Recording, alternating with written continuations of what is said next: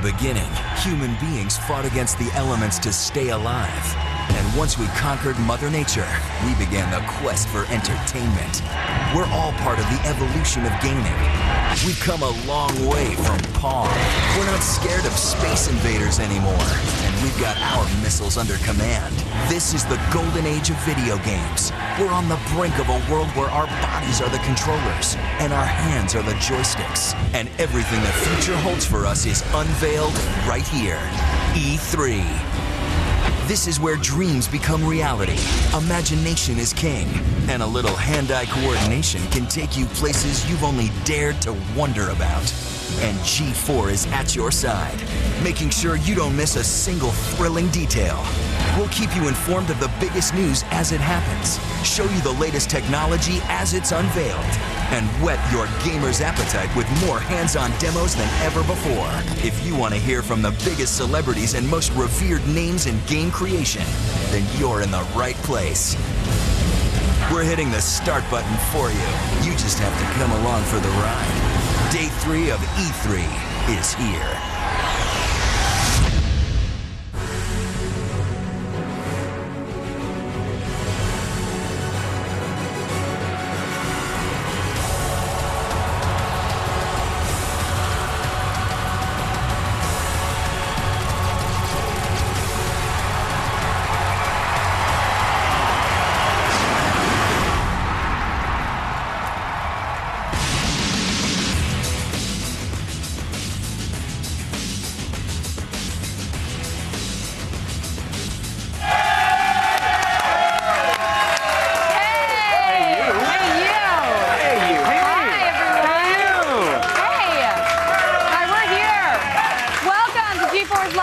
E3 2010 presented by Burger King.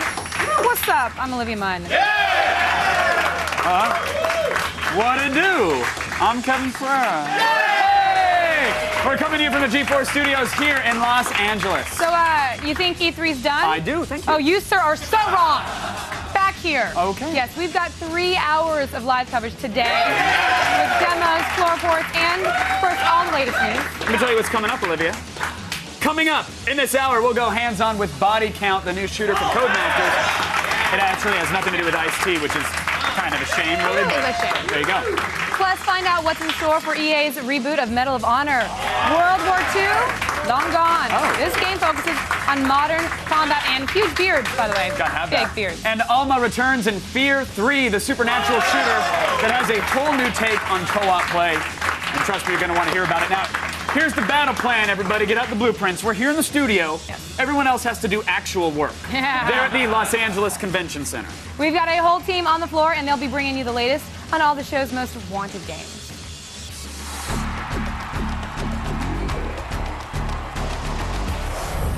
Day 3 of E3 2010, and you think you've seen it all, and then something like this comes along. But if you don't mind, I need to concentrate. I'm high above the floor, checking out the fabulous Sony booth. I wanted to come up here because they have an amazing view. I just wanted to show you guys how massive this place is. I can see all the way over there to Bethesda, and this isn't it. There's a whole nother hall that's ginormous we're gonna be checking out.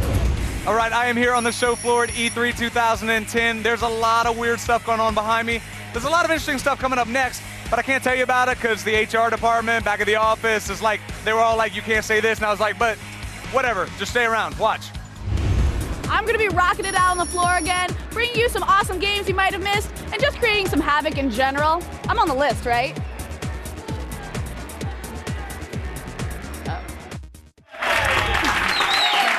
Folks, now it's time for my favorite way of relaxing. You know, I like to get zen every now and then. I like to calm things down by shooting dudes in the face.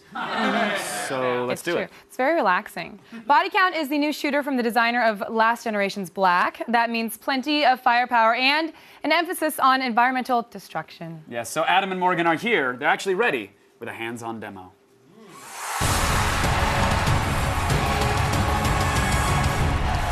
Joining us to demo the new shooter, Body Count, is the game's creative director, the great Stuart Black. Hi, Welcome. great to be with you today. So the last game you made was Black, And then you went to a Lady Gaga show at Glastonbury, and it brought us body count. If you wouldn't mind explaining what has been all over the internet, and maybe it makes sense to me. Yeah, so when we made Black, it was quite a serious, kind of dark, thriller kind of shooter. And when I went to see Lady Gaga, I was just so taken with the outrageousness and the uplifting nature of her show. Yeah, I wanted to make a fun shooter, get away from all this serious men in cruel, grim world. Yeah, and do something that was a little bit outrageous, a little bit silly, and kind of uplifting and fun. And so then, what world did you guys put this in? What are we looking at here? So what we're looking at here, this is a stage in Africa, a kind of fictionalized, oil-exploited African town. We're in an area called the Freeway Underpass, just outside a major urban area, and we're shooting our way through to a shanty town.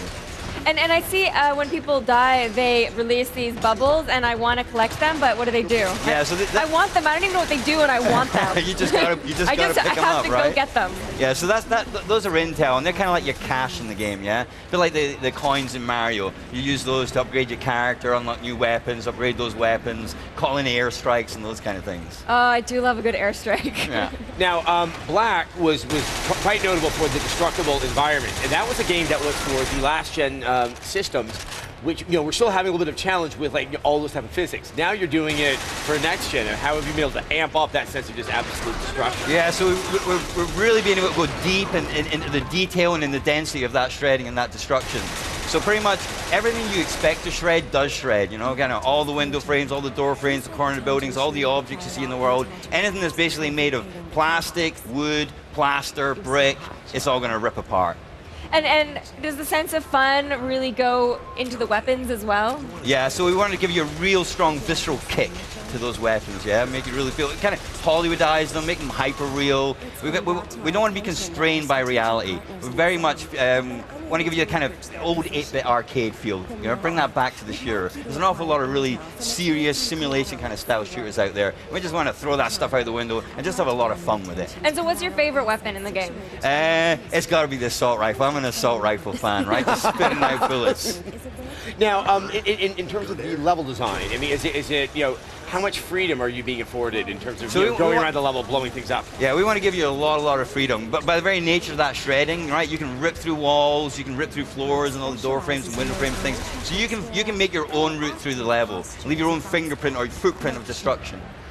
And so what are some of the stale FPS sort of tropes that you guys are trying to blow up a little bit? Yeah, so I talked a fair bit about this. So one of my little pet hates is the whack-a-mole gameplay, right? Where a guy gets down behind cover and you just gotta sit there and wait for him to pop his head up. Because you know he's gonna pop his head up. You know he's coming up. And he's not gonna move, he's just gonna... Yeah, and I'm sitting there waiting going, come on, get my head up too, come. I'm impatient. I can't be arsed waiting around like that. I want to rip through that cover and get at him and put him down. And so now you don't have any of those elements, so then how do people move around? How do you get around that gameplay element? How do you get around that sort of cover system? Are people not going to pop up as much? Are people going to move around behind the cover? People move around a lot more, right? When you strip the cover away from them, I gotta get the hell out of here, right? It's not good. You gotta watch for the type of cover that you're behind, right? There's a lot of explosive elements. So quite often you're moving around, darting around, and then you hunker down behind someone, and there's that red barrel there. And you're like, oh no, that ain't for me. I'm getting out of there. So don't hide behind the wooden crate, is what you're saying. Don't hide behind the wooden crate. Yeah. Yes, and don't be near that red barrel. That red barrel, it might mean something over there. Yeah. I'm saying you're in a shantytown here. What type of variety can we expect from the levels and the locales in the game? Sorry? What's the type of variety of the locales in the game that we can expect? We start in quite a conventional place, I think, in the game. We kind of arc the game across like a TV season. So we start in Africa, and then we go to different parts of the world as we go through the season. We kind of say we take one step into the future over the course of the game. All right, so we need to know the platforms and a release date. So it's going to be out on the 360 and the PS3 in the spring of next year. What, no Wii? No Wii. Oh, no, sorry folks. Stuart, thank you so much for coming by the stage. Always a fun interview. Yes, let's hear it for him.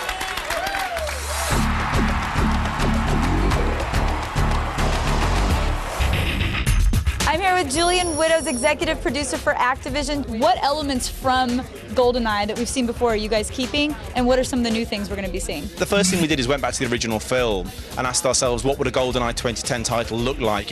And so the things that we think are really important are player choice, whether it's covert or firefight, whether it's to use physical takedowns or to use ballistic weapons. The other thing we really wanted to capture is that sense of being James Bond, of being a secret agent. This isn't Pierce Brosnan, this is Daniel Craig. Nobody ever died being too careful. Words to live by. So it's a grittier, more physical Bond. It's a slightly darker world. We have 4-player split screen with 8 classic characters, a host of hosting options, so you can create up to 200 different game modes, as well as 8-player Wii Online. Now, when you talk about Bond, you got to talk about weapons. What are we going to be seeing in GoldenEye? There are over 25 weapons in the game, and they range from silenced pistols to Russian assault rifles, German submachine guns, rocket launchers, sniper rifles, and then obviously one of the most important weapons in the game is the tank. You actually get to drive the tank through the streets of St. Petersburg. You know, it's a phenomenal level, loads of destruction, loads of actions.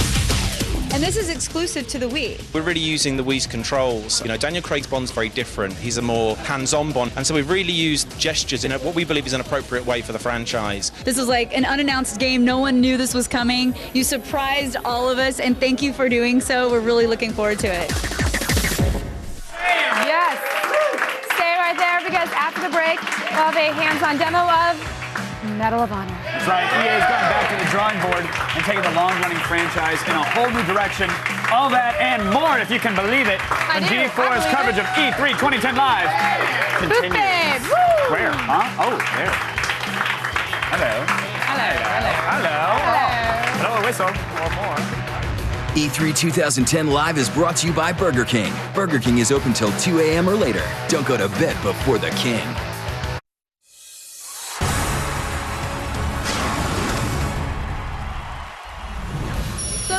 Conventions is that the crowds are awful. So I finally found a way to get through them. I have this awesome bike to mow people down. I have a boxing glove with knives attached to it. I have a teddy bear with dynamite. And my personal favorite, I got a paddle with chainsaws on the end.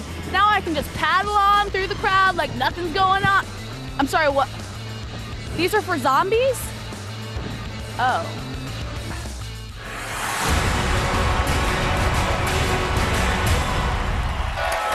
Later this year, EA is set to relaunch the Medal of Honor series with present-day combat and some seriously epic beards. Now joining us now for a hands-on look is producer Patrick Liu. Patrick, thanks for being here. So, what we're checking out right now is the multiplayer for Medal of Honor, and it is being, it's being done by the Dice guys up in Sweden. What's kind of the take on this? Obviously, Medal of Honor's in a new setting. It's taking a more kind of serious, realistic look. Well, actually, it always has, but now it's present-day combat. How is that going to affect the multiplayer? I mean, this is the first time that we're doing more than military shooter, but that's not Battlefield. So it feels kind of nice for us to do something fresh and creatively do something new. And setting in something that's really serious. It's in Afghanistan. We're setting the tier 1 guys towards the Taliban's, and it's going to be really, really authentic. And so, this is a series that definitely has its fans, and so you guys are being a little creative and changing it up, but what are those essential elements that are still going to be there? I would say, we're still very grounded into reality. It's not about the war, it's about the soldier. It's about the soldier's story. And, same thing in multiplayer, we take some more freedom there, obviously, but it's still it's not over the top. It's more grounded to what we think is, true to the franchise. So you're trying to give the player a little bit more of that realistic experience of what they would experience if they were a soldier.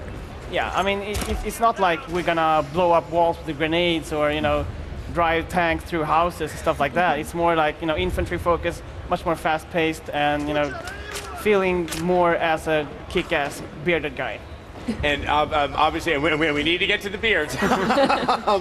And that really distinguishes, Dice's work on the Battlefield series. What are the modes? Obviously, deathmatch, team deathmatch, but what are kind of the more unique modes for the game? Yeah, so what we've been talking about so far is Team Assault, which is basically a team deathmatch type game mode. Everyone loves it. It's really tight, really fast-paced, really intense.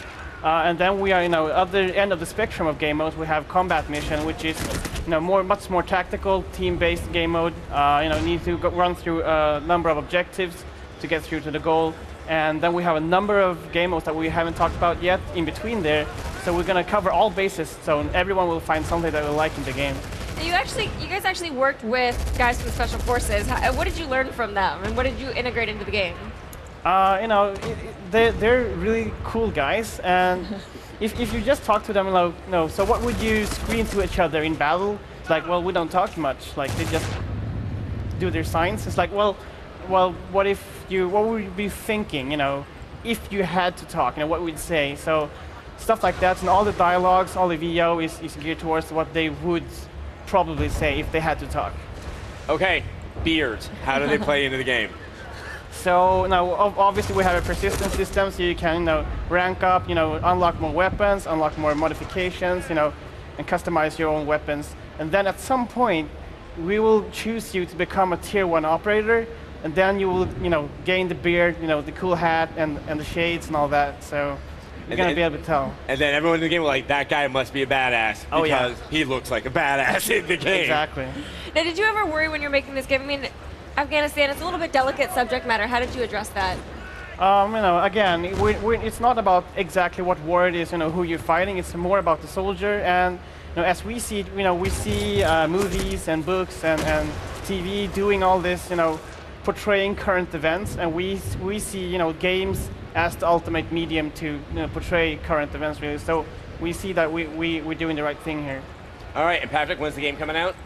It's coming out October 12th here in the US and in 15th in Europe. All right, it's looking good. Thank you so much. Poor viewers, their brains must be full of amazing game info. I think they are. You have to lose something to remember something new, so I want to remind them. Don't forget, you can get all your up-to-the-second E3 news, exclusive HD videos, and more at g4tv.com/E3. It's that simple, kids. You just type that in, and it's all right there on your internet machine. You give so much. It's what I do. You're so giving. Stop taking. After the break, we're going to hit the floor for a look at Microsoft's unique approach to motion control. Hey, that's good. I'm sorry. Okay, because you're crying. Hey, you don't need a controller for Kinect, and we'll try out some upcoming games at E3 2010 Live continues. Stop crying. I really snapped at you there. You did. It was uncomfortable.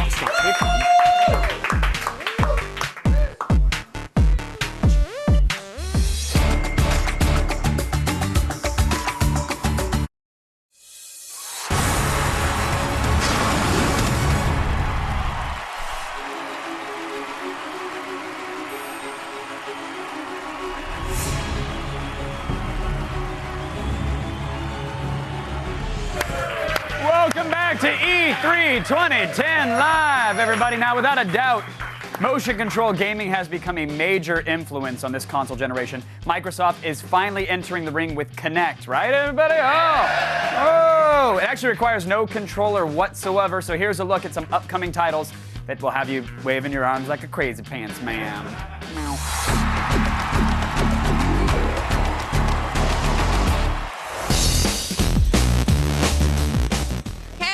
Microsoft Xbox booth to take a look at what could be one of the 21st century's greatest gaming devices. Can you guess what it is? Yeah, it's Microsoft Kinect. Okay, well, I'm here with Kudo here. He's the creative director of this beast. Okay, well, you announced this last year as Project Natal. It's now known as Kinect. So how does it work? Give us the lowdown. So we got 3 big features in Kinect. The first one is the full body tracking, and then we're able to see who's the human playing and use their inputs or their body motions to control characters in the game. We've also got some great voice technology, so now you can actually talk to characters inside the game. You don't need any headset. If you're playing multiplayer on live, again, no headset required. So again, it's the body tracking, the using your voice, and then we've also got our Kinect recognition system. So you look at a game like Kinectimals, where you're able to adopt your own pet and play with it. So if I adopt a pet, I play with it over time, the pet gets to know me, we have a shared set of memories and experiences. If you come in to play with the pet, it's going to react totally differently to you than it does to me, because it knows who I am, it remembers who I am. So those 3 things all together, it's all controller-free gaming, it's interacting with your Xbox 360 in the most natural way possible. With Kinect, are you aiming it more at families or at like sort of casual gamers, or will there be games for like hardcore gamers? So, I mean, I think the great thing is, they're very social games, and we try and make it fun for not only the people playing, but for everybody else in the room as well. But I do think, core gamers, everybody now thinks core gamers are just people who shoot each other, and that's all what a core game is. If you're not shooting people, it's not a core game. But to me, core gamers just really like skill-based gameplay, a lot of gameplay depth, and all the Kinect games really have that layered in as well. And when will these be in the shops? You're going to see the Kinect platform will be out in November, and then, the games will be available in time to do all your holiday shopping. Brilliant. That's just in time for my birthday. I know what to ask my family for this year. This month, I think that would be a good time to check in with our fickle audience back there on the Twitter wall. That's right. Okay, so what do we have? Trekker Guy. Kinect is everything the Wii wishes it had been and more. Oh, whoa! Snap! Where Wii is a daycare toy, Kinect can connect with everyone. What? I don't know if you, maybe you weren't paying attention when Microsoft demoed the 6-year-old Asian girl playing with Skittles, her pet tiger, but that looked like a daycare session to me, but all right, fair I didn't enough. know Bill Gates' Twitter name was Trekker Guy. Good to know. Okay, so Lou Lepore. As an Xbox 360 owner, I think this could work. The only thing in their way is making awesome games that keep you away from Kinect. I don't really get it. So what? I mean, I was with you at A. I just don't know if we got to B by the end of that tweet. Yeah. I don't know where we were going with that one. I'm sorry. I see. seriously spaced out.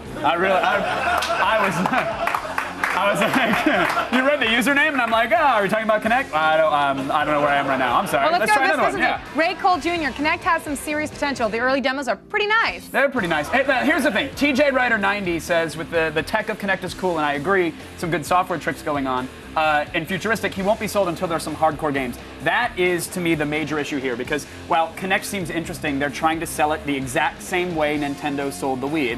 The games look exactly the same. I mean, a little bit prettier, but you're making the same movement. So and it's going to take 2 years probably to develop something hardcore. I have to this thing. Yeah, but it's the same movement. What was the controller? Yeah. See, I don't know that I want to live in the world where you're not making that motion while playing a game. I just don't know, Olivia. Well, I can do it anyway. I can do that in Kinect, and then Kinect will go, hey, that's Olivia doing this. Sold! Touche, my lady, touche. So if you guys want us to read your E3 tweets on the air, just use the hashtag E3 He said on it's G4. the future of gaming. There's not even a TV in this van. Stick around. We'll have more demos of E3's biggest games right after the break. Coming up, we'll get behind the wheel of Need for Speed Hot Pursuit. Running the law has never looked so good. Vroom, vroom goes the red car.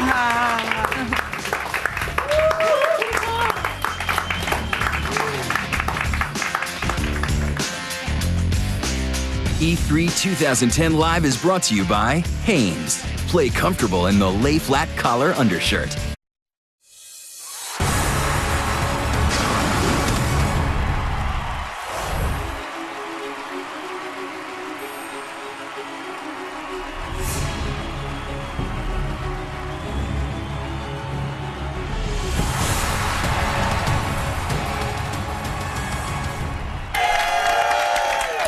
All right, the creators of Burnout are taking the Need for Speed series back to its roots with a new game focused on LA's favorite hobby, running from the cops.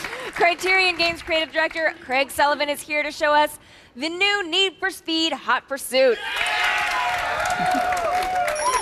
So I was one of many that when we saw this at the EA press conference went, yes, this is what I wanted to see in my Need for Speed. What are you doing with the game besides sort of taking it back to everyone's fond memories of the originals? Well, it's definitely the case that Criterion Games are reinventing Need for Speed for a connected generation. So we're really going big on friends play between friends and going big on cop and racer side. So you get to play as a full career online and offline as a cop and a full career online and offline as a racer. So we found out that actually one of the biggest, most requested features in the last 7 years of Need for Speed is that people have been playing a lot as the racers, but now you get to play fully as a cop, so that's big for us. Also, we're really going big on something called Autolog, which is a revolutionary suite of connected features that allows you to play with your friends even when you're not online at the same time.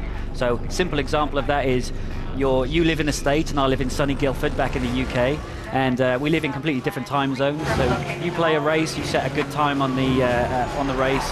I wake up the next day, I boot up the game, Autolog recommends that you've played the game while I've been away, and it says that you've beaten my personal best. One button press, I get to play that and then push it back to you. So there's a lot going on there. And how are the players' campaigns going to be different if you're playing as a cop or playing as as a racer. An outlaw. An outlaw as a racer. I mean, they're two very different things. The cool thing about Hot Pursuit and the fact that you get to play as a cop and a racer is they're very understandable roles, right? Everybody's seen those crazy TV shows about the cops chasing after the bad guys on the freeway, so they kind of know that if you're a cop, you drive, you've got the big lights and the cool car, and you get to go really fast, and it's not illegal. As the racer guy, you get to drive as fast as you can and just try and get away from the cops. So everything on the racer side is focused on driving really fast and racing and outrunning the cops and escaping. And the cops are all about chasing down the racers and busting them in a really spectacular way. Now, in terms of busting them, is it pretty much driving them off the road? How can the cop resolve this pursuit? Yeah, again, I mean, we wanted to try and keep it as realistic as possible in terms of people's expectations. So, you know, going back to those crazy TV shows, the cops just get up behind them and kind of, you know, smack them. They call in the helicopter support. They generally just try and smash the car up and get them off the road. That's pretty much what you do in the game. The racer takes damage from the cop every time he hits them hard, and it ultimately ends up in the car smoking and kind of, you know, a bit smashed up, and then the next hit takes them out and causes the car to tumble down the road. Now, if I'm going online, can I pick for every race I want to be a cop or I want to be a racer, or is this something like I'm going to pick cop and go all the way and try and bust as many people as I can? It's totally up to you. I mean, you know, the game is who do you want to be today? So sometimes you'll wake up and you think, right, I want to be a cop, I want to chase people down, I want to chase after my friends, you know. You might find out that he's playing and he's online today and he's... And I'm definitely chasing him down. You know, if he's your most wanted, you want to go in and you want to bust him, right? So you could just do that, and, you know, and you go on the epic chases all around our open world environment. We have 100 miles of open road where you get to drive your cars as fast as you can. And if you want to play as a cop and just chase after guys and bust them all day, you can do that and you'll progress. If you want to play as a racer without the cops in the game, then you can do that as well. We try and cater for as many different possibilities. All right, well, you have made me a very happy man, as same for many fans of the Need for Speed series. Thank you so much for your time, Craig. Thank you very much.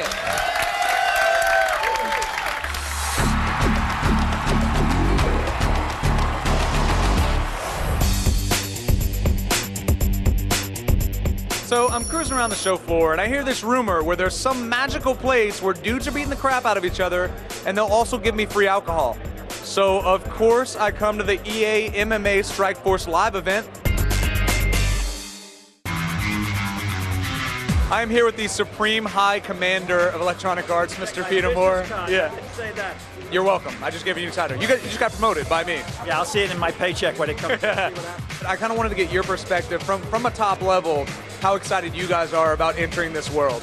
Wow, we're very excited. We've been obviously talking about the title for a year now. We announced it this time last year, if you recall, at E3. We're finally now, as you probably played it today on the floor, it's live code, and we've announced our launch date of October 19.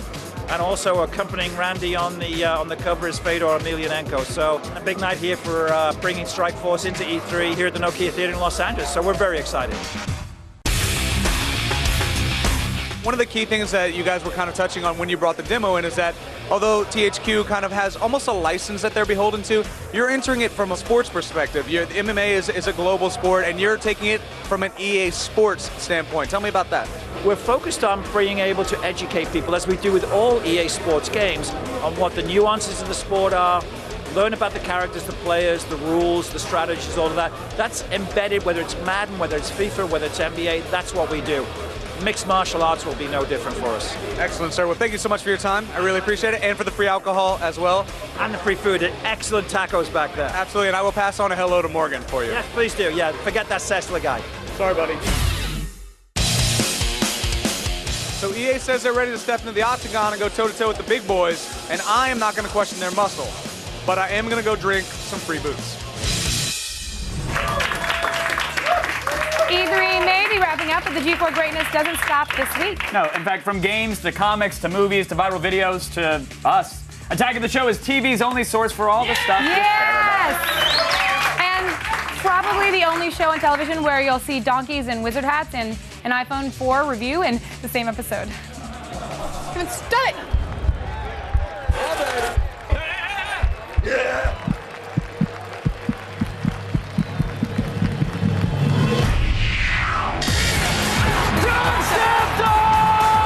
I would do me. I'm a lady. I don't show my booty pump. Should we make a TV show now? What? Making TV. Welcome to Attack of the Show. We are TV's only source for all the stuff you care about.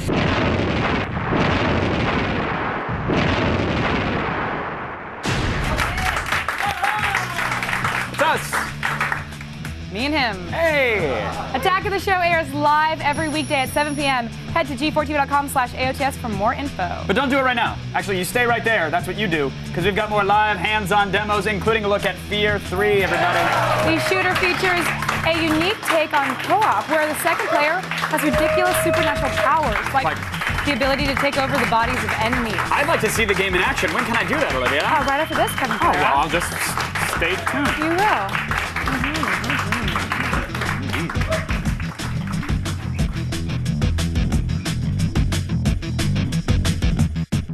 E3 2010 Live is brought to you by X-Play, the center of the gaming universe. Weeknights at 6:30, only on G4.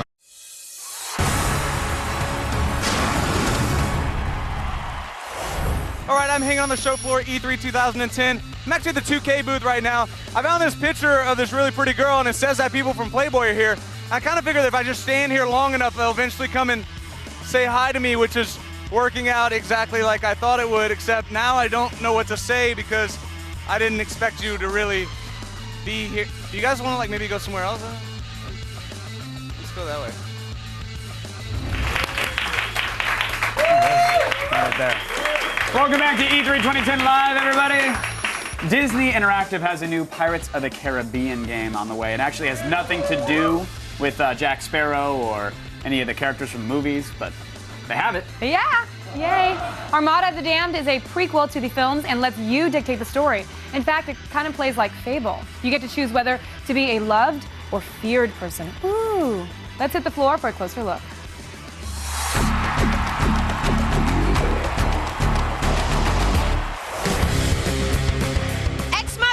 The Disney booth for the return of the Pirates of the Caribbean franchise. We take a look at their latest spooky title, Armada of the Damned. Now I'm here with Devon.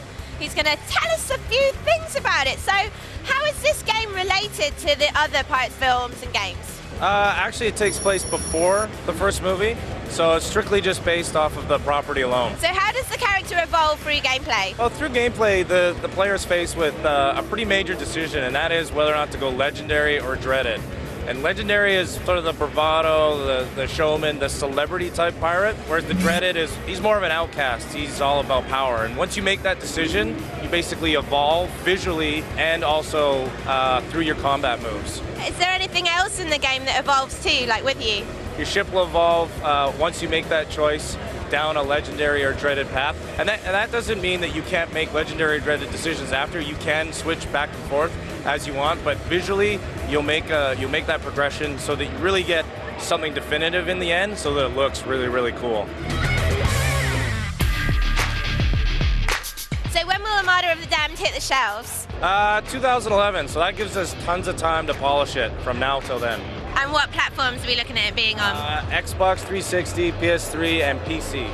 So if you've always wanted to be a pirate but lack the ship, the cool hat, the sea legs, then Pirates of the Caribbean Armada of the Damned is the game for you.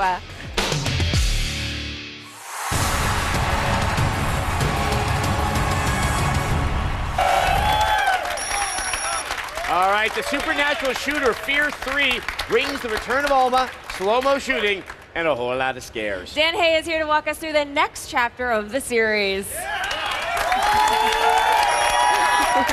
So Dan, with the F.E.A.R games, you kind of weave a very tangled web of horror and narrative. So bring us up to speed with where F.E.A.R 2 ended and where F.E.A.R 3 begins. Well, F.E.A.R 2 ended, and we all sort of saw that unique ending that happened. And we saw that massive explosion, and we know that Armacam sort of got a dirty little secret going on there. But for us, we're 9 months later, and 9 months is a very important number in this game.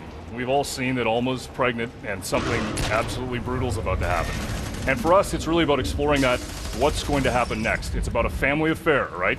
We've got the two brothers, Paxton Fettel and Point Man, Alma who's about to give birth, and basically the power struggle between those three characters. Okay, so now F.E.A.R is a co-op game, and we should talk about what Point Man can do. Point Man, great character. I mean, we all know Point Man, we all love Point Man. You're a classic shooter F.E.A.R, you go in there, you're gonna be successful. You've got slow-mo that you can be in control of. You've got a brand new cover system that we're bringing to it. We wanted to take sort of third-person cover and apply it to a first-person game. So we've got some unique characters in the game that can actually sort of spawn in behind you, and we wanted to make sure that you had the ability to jump from cover point to cover point and go to 180 cover and go to guns on. Very slick, very smooth. Players are going to love it. Now, Paxton, we've never played him before, and he plays much differently. Completely different, right? Well, I mean, let's look at how we went into the characters. The characters are completely unique, and we want to make sure that when we gave you an opportunity to play as Paxton, that it was completely different from Point Man. So he's a ghost, he's dead, his brother killed him, and he can possess people. He's got to suspend, he's got the ability to basically take over a body and take over their powers. And you get to work your way through the game, sort of vampiring those characters, taking over those characters, and having a completely different experience. And how are they going to be able to work together? Interesting. It's really a question of, do you want to work together, right? I mean, these brothers have a long history. They don't trust each other at all.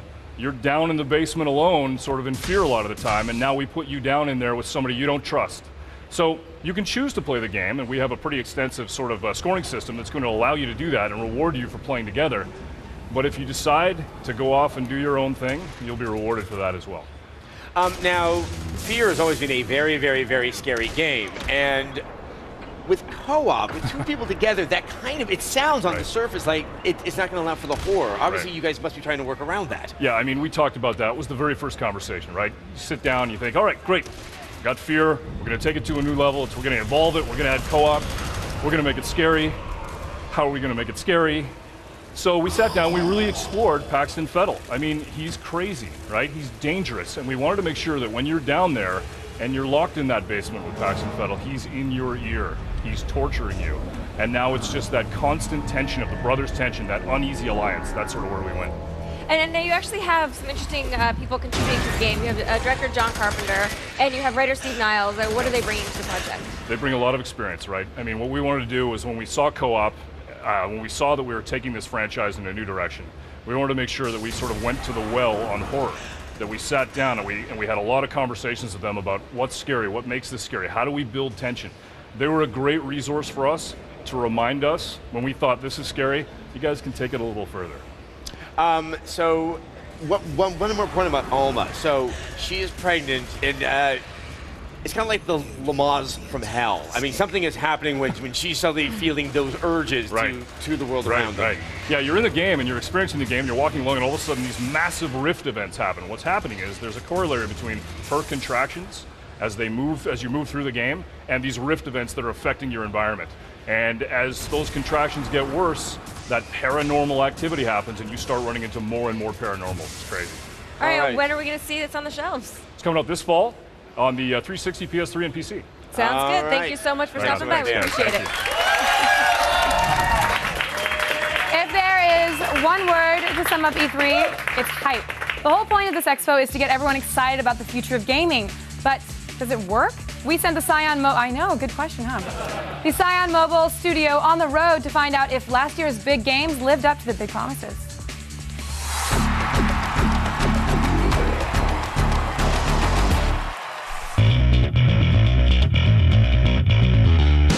E3 is all about the hottest upcoming games, but we wanted to see which titles from last year actually delivered on the hype. So we let gamers ride shotgun in our G4 Scion Mobile Studio to declare their winners. I would have to pick Modern Warfare 2.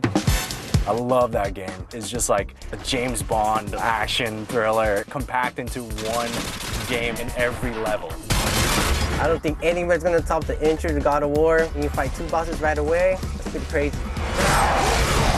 Alan Wake. Alan Wake? Oh, God! Just going through this type of crazy dark story and making your enemies light up and then you just kaboom. Hell yeah, man. That's pandas. That means it was epicness. I would have to go back and pick Uncharted 2. Uncharted 2 was just gorgeous. Gorgeous is the only word that will signify what that game is. I think hands down, Game of the Year should go to Blur. I mean, it's Mario Kart, but for grown-ups. I really got to give it up to Valve's Left 4 Dead 2. And the spitter chick with the long neck and the messed up t-shirt scares me to death. every time I see her. My personal favorite, I'm gonna have to go with Super Street Fighter. I wasn't around for the first one or the second one, but I can take on anybody. I definitely got game on that one. Now that's Pandas. The people have spoken, straight from our G4 Scion mobile studio. I can't believe I fit in this thing. E3 continues now. All right, folks, coming up in the next hour, we've got a 2-part demo of Tron Evolution. You bet your sweet ass. You do. We're going to ride into light cycles, aren't we? That's right. Yeah. There's more E3 2010 on the way. Stay with us.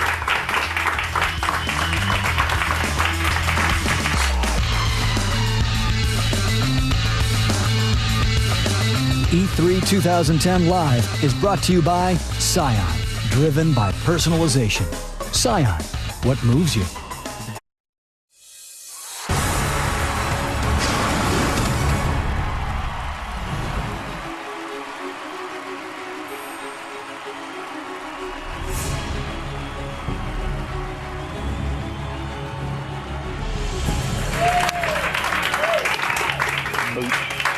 Welcome back to G4's coverage of E3 2010 Live, presented by Burger King. Over the next hour, we'll demo some of the biggest games of the year. Yes, such as Tron Evolution. That's right. You're going to get your first look at the movie tie-in game with an exclusive 2-part hands-on demo. And yes, we're going to show you the flippin' light cycles. Yes. Relax, simmer down, kids. Take your Adderall. Plus, get your first look at Enslaved, Odyssey to the West, the bold new tactical action adventure from the writer 28 days later. It's very pretty like. Then, find out what Metal Gear mastermind Hideo Kojima has in store for gaming's most famous vampire hunting franchise. It's Castlevania, Lords of Shadow. Ooh. I don't think they're going to come back to me doing that. It's no secret that the majority of movie games are, well, they're dreadful. Yes, all of them are. In most cases, it's because the developers are rushed and have little, if any, contact with the filmmakers. Yes, but thankfully, that is not the case with Tron Evolution, which is in development alongside the upcoming film, Tron Legacy.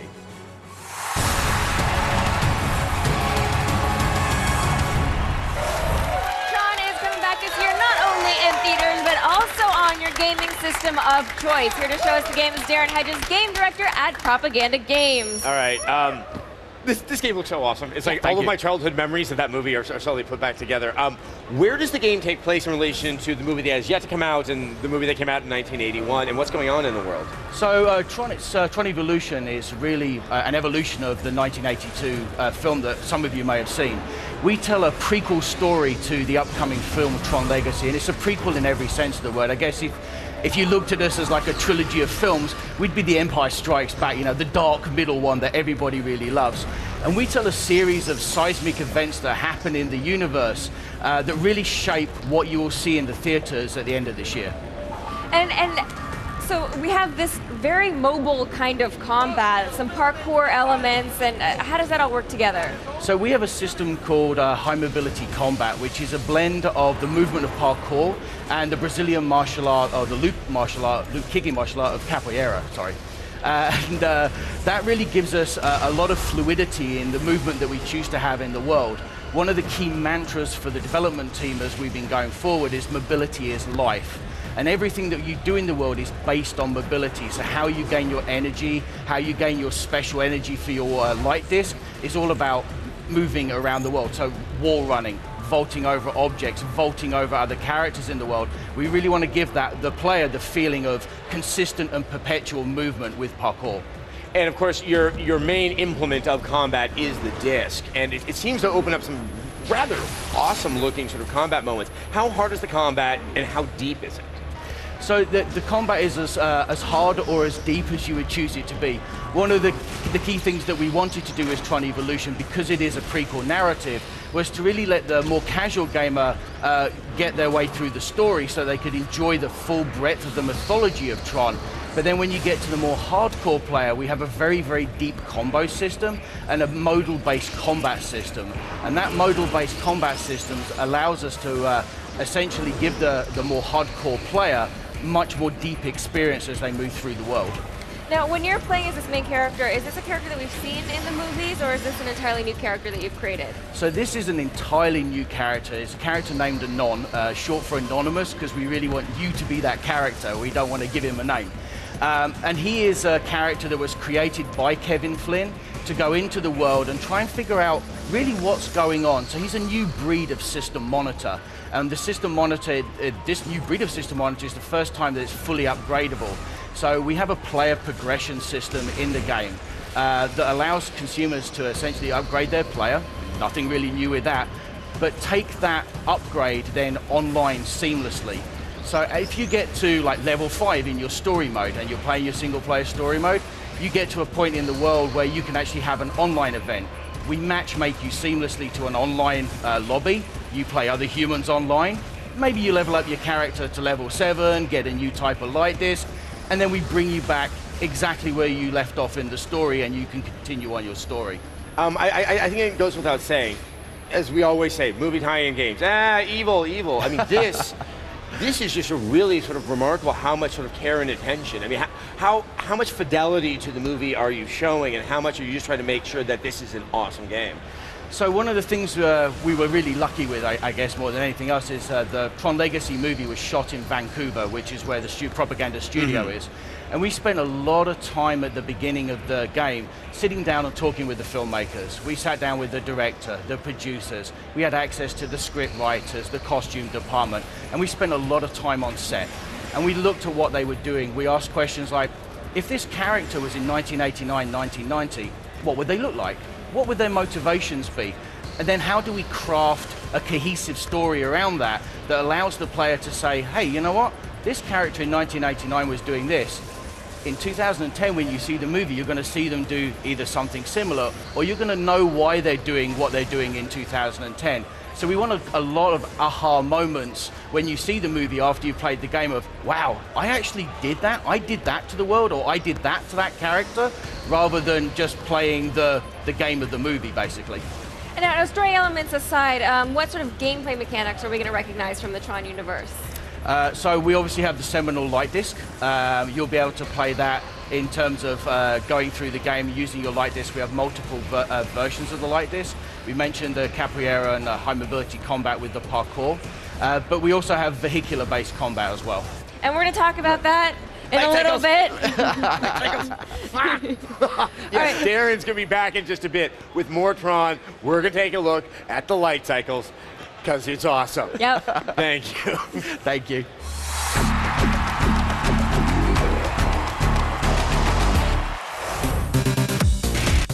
Hey guys, I'm here at Microsoft checking out 3 of the hottest new downloadable games for your Xbox Live Arcade. Kicking things off, we're going to start with a quirky little game called Comic Jumper. It's basically this story about this comic book character. He's a superhero that thinks he's more awesome than he really is, and people lose interest, and he has to work with his creators, Twisted Pixel, in order to jump into other comic books and kind of regain his popularity back. So there's 4 different comics. You start out in a modern era comics, the 90s era, like Image Comics, and then after that he gets to jump into Nanok the Obliviator. The next comic you jump into is like Silver Age style, and then the last one you get to go into is manga. People see it, they're gonna be like, what the hell is going on here?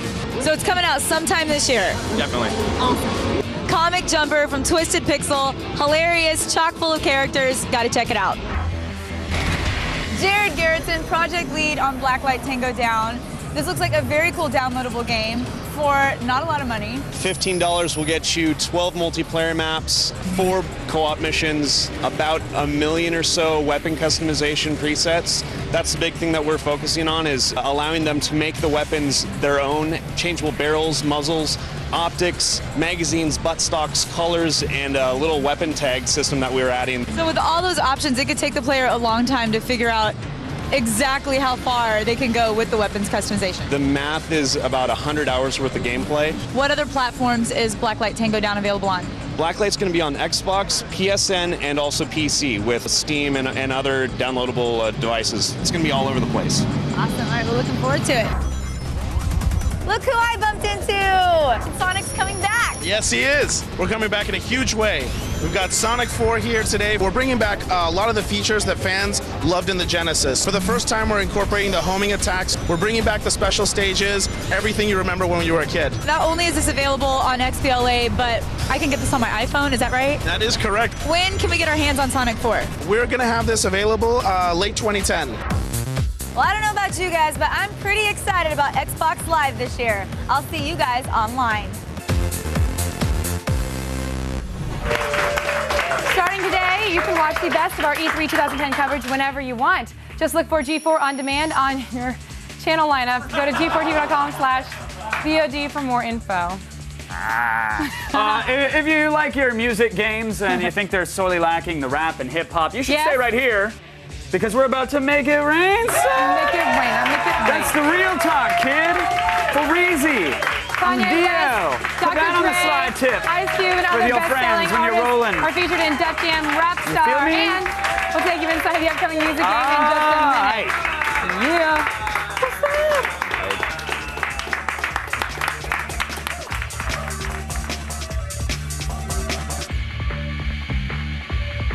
E3 2010 Live is brought to you by Hanes. Play comfortable in the lay flat collar undershirt.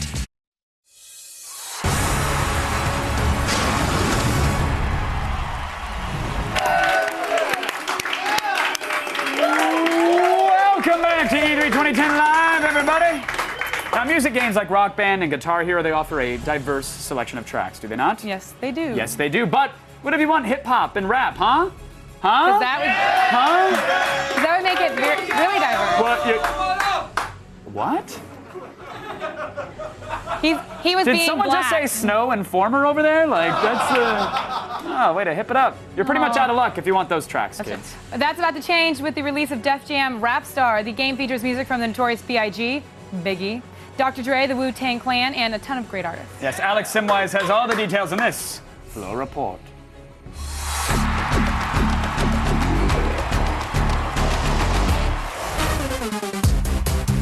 If you think you can spit rhymes like a true MC, then we have the game that will show how ill you really are. Yeah, I'm talking about the ultimate hip-hop experience, Def Jam Rapstar. Okay, well, check it out. I've got James here from Def Jam Enterprises. He's going to tell us a bit about the game. So you've got some true hip-hop legends on this game. Can you tell us a bit about who's on it? Well, we have Notorious Big, we have Tupac, we have some contemporary legends like Kanye, Lil Wayne, and we have even old school classic from P-Rock and CL Smooth, Troy. We got some of the best tracks known to hip-hop. And so it was really about using our relationships and going and speaking to these people one-on-one and being like, you know, we want you to be a part of something big that we're doing, and it would be special if we had you in our game. Tell us about the awesome freestyle mode, because we've heard it's really good. Yeah, so if you're an aspiring MC out there, we have a mode for you. Freestyle mode is basically we partner with well-known hip-hop producers. The first two we've announced are Just Blaze and DJ Premier, but as we get closer and closer to launch, we'll announce some more. And what we allow you to do is record your vocals over top of their tracks, and you can record multiple passes of audio on top of those tracks. So when is Def Jam Rapstar looking to be out in the shops? We're coming out October 5th in the US and November 2nd in the international territories. Cool, sounds awesome. I'm gonna go and check that out and see if I can rap like some of the legends, which I doubt.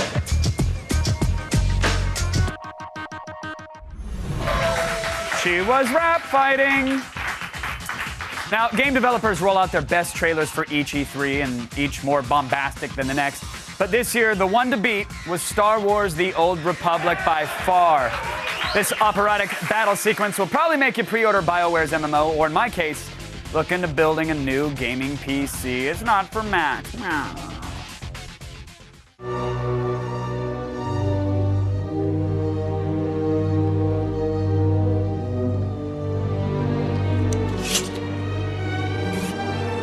For centuries, Alderaan stood as a beacon of hope in the Republic. But the Empire came. And with one savage strike, brought Alderaan to her knees.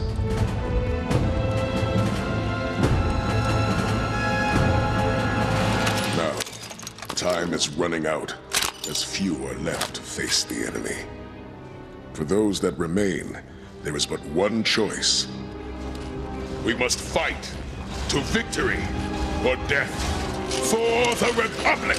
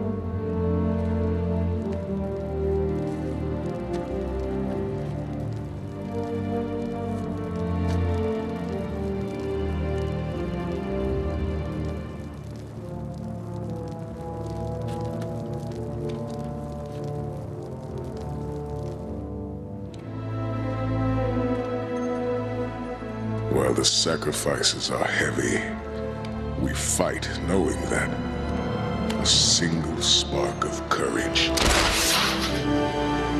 can ignite the fires of hope and restore peace across the galaxy.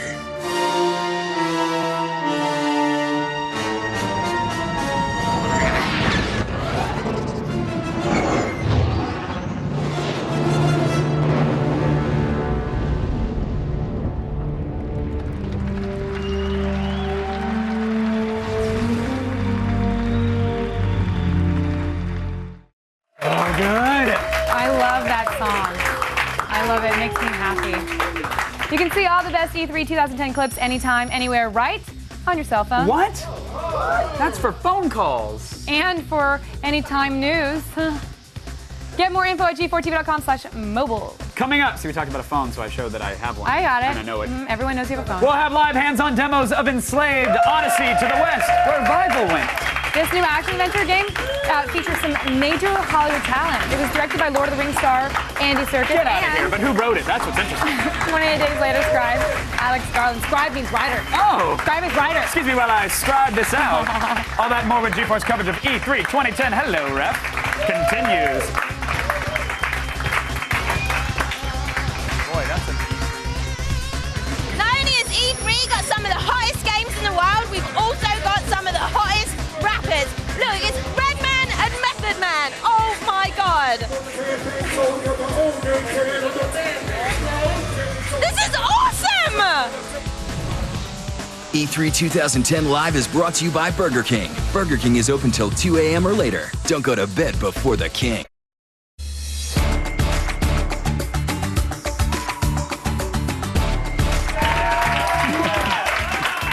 Should we? There was a heated potato discussion, but we'll get back to E3. He likes rosemary potatoes. Welcome back, everybody. It's E3 2010 Live! That was for the rosemary.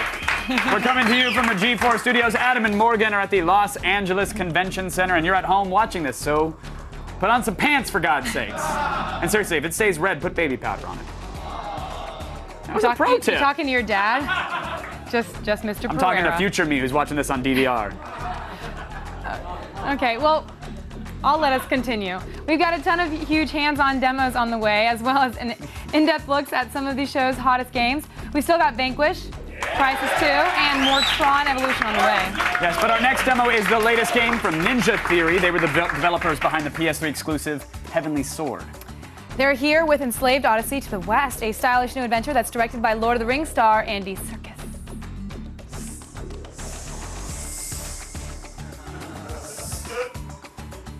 Or we could just talk about the looping logo.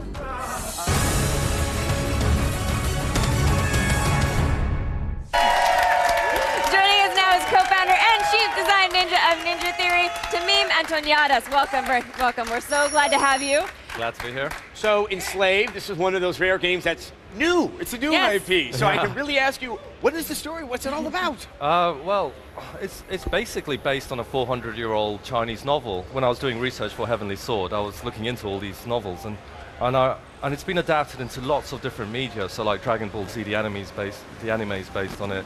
Damon Albarn and Jamie Hewlett did a opera based on it a couple of years ago, and we wanted to do our own interpretation and do a completely different spin on it. Now, what is the novel about? It involves Monkey. Yes, a character called Monkey who's a wild man, and another character called Tripitaka. And it's their journey together. It's an epic journey where they fight demons, and there's all kinds of magic in it. Except in Enslaved, we've set it in a post-apocalyptic future. I've replaced the demons with mechs, war machines, and replaced the magic with technology. And so now do these characters work together, or what are their individual strengths? Well, in this world, it's been totally ravaged by, sorry, I think I just dropped my mic. It's been ravaged by war, biological warfare, so there's virtually no one alive. And these drones are left behind from the last war, and if you trigger them, they wake up and kill. So, Monkey's a wild man. He lives he lives on his own, he looks after number one. He doesn't like people, and if he's cornered, he's a brute. He'll fight, he's violent. Trip's from a community that her father set up. They welcome all survivors, they grow their own food, they're quite ecological. They scavenge technology, reprogram it, and make it useful. They've got education and schools and hospitals and things. So when these two characters are forced together, you get this really interesting kind of dynamic, both in gameplay and drama. So in his strengths, Monkey's strengths are entirely melee based. Yeah, I mean he's got a few things actually. I mean he's got a telescopic staff, so he can do there's a full combat system based on that in there. Unlike Heavenly Sword, which was all melee based, the game's about a third fighting. The rest is action, puzzle solving, and traversal. He's also got a device called a cloud, which he can pull out in certain points, throws it down. It's like a hoverboard, and you can ride it. That's fun. Now, this game, the art direction is reminiscent of Heavenly Sword in that very unique and absolutely beautiful style. I mean, what are you sort of drawing from for the aesthetics? A lot of the comics I grew up with. I mean, I grew up in Spain, France, and a lot of our people are European. So a lot of these old comics, I think a lot of them came out here as well in Heavy Metal magazine. Yeah, you know, really colourful art style, but also things like Miyazaki movies. Basically anything that's got a rich tapestry and colour in it. Anything that's awesome. It's working to me. And what did you guys learn from Heavenly Sword? Oh, that was a tough project. But we cut our teeth on it, and so what we wanted to do this time around was just take stock of everything we did and do everything better. Like, for example, the facial motion capture in Heavenly Sword, we didn't know if we could do that, and it turns out you could, but our characters were really, they were really theatrical, because we weren't sure if we could get the expression across. Now we know we can. We've gone for much more subtlety and depth. Gameplay is much more rounded. There's way more things you can do in it. I think overall it's a bigger, better, longer game. Just really quick question. Obviously there are these two main characters. Is the game supporting co-op? No, it's not. Okay, because we want to be able to keep that story obviously from that point of view. That's right. And when are we going to see it in stores? You're going to see it in October on both PlayStation 3 and Xbox 360 this time. Awesome. Of this year? That's right. Absolutely. We just like at E3, we make sure we see some stuff really early. Great, thank you so much for coming by. Thank you. Glad to be here. Now, because Olivia and I love a constant bombardment of feedback, let's read the Twitter wall! All right. Enslaved looks like a unique and fresh take on the post-apocalyptic world. Fallout, eat your heart out, says Batman Boy 11. Yes, but it's Fallout. I mean, you can't point to the bleachers against a game like Fallout. It's got a proven track record. I mean, and New Vegas looks pretty incredible. Yeah? New Vegas fans, all two of you? Yeah? Bandwagon fans there? I don't believe Batman Boy 11 is telling you how to tweet. I don't think you should tell him how to tweet. Whoa, I'm not telling him how to tweet. I'm just saying, you got 140 characters. You got to be careful. Be careful. You got to be careful with what and you the do. whole world sees it. All right, iRobot Dave, Enslaved, FTW. That's for the win for you kids out there. Heavenly Sword was amazing, and they brought back Andy Serkis. Ninja Theory can do no wrong. That is true. It does, and this game does look gorgeous as well. And well, one more in there. Halbard100 tweets at XPlay. Well, this is the E3 show, and we're from Attack of the Show, so never mind let's move on. It's fine. So keep tweeting at AOTS, and remember to use the hashtag E3 on G4. This is Attack of the Show, people. Hey! And E3 and G4 and XPlay. I was kidding. I heart you, XPlay. XO. As always, Sony has a huge booth on the show floor. In fact, it's so big that several people died during its construction. Can we take a moment, please? Can we take a moment? That's not true, but even if it was, why are you laughing? Yeah, really. I heard Moshella's laugh very distinctly. And again.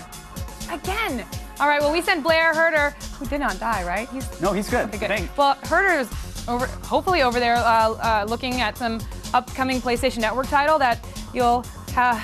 Is he alive or is he? He's alive. Okay, he's alive, and the game has people come through money. So there's that.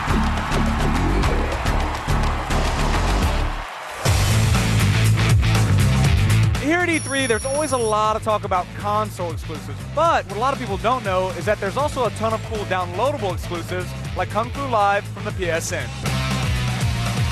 We're talking Kung Fu Live. Tell me what's going on right here. What is this game about?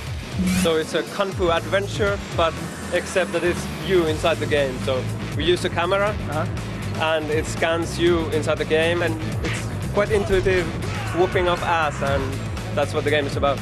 A quite intuitive whooping of ass. That's a tagline right there if I've ever heard one. Is this just like a really kind of subtle way of getting people to exercise? It's foremost, it's fun, but then it's kind of like hidden exercise. Yeah. So currently exclusive to the PlayStation Network. We're going to see it at the end of the year, right? Yeah, that's right. All right, well, you showed me what to do and we talked about it. I can't leave here without throwing lightning out of my fist. So can I get my hands on it right now? Certainly. All right, let's do it. Let's do it.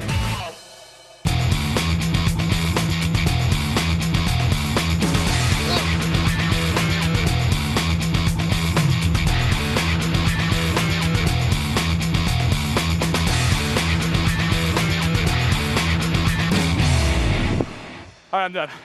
It's hard. Sweating a little bit, I'm not gonna lie to you. Well, there you have it, the PSN exclusive Kung Fu Live. And I gotta say, as a dude who hangs out in alleys fighting crime like once a week, pretty accurate representation. You should check it out. Oh, right there in your face! He does fight crime, I know that. So Jonah Hex opens in theaters tomorrow, and it brings the classic comic book icon to life. We sat down with star Josh Brolin for more on the scarred gunslinger's big screen debut. Jonah Hex, a man of few words and a whole lot of lead. Jonah is tasked with tracking down one of the world's most dangerous villains before he can unleash hell on Earth. This mark will remind you of the man who took everything you had.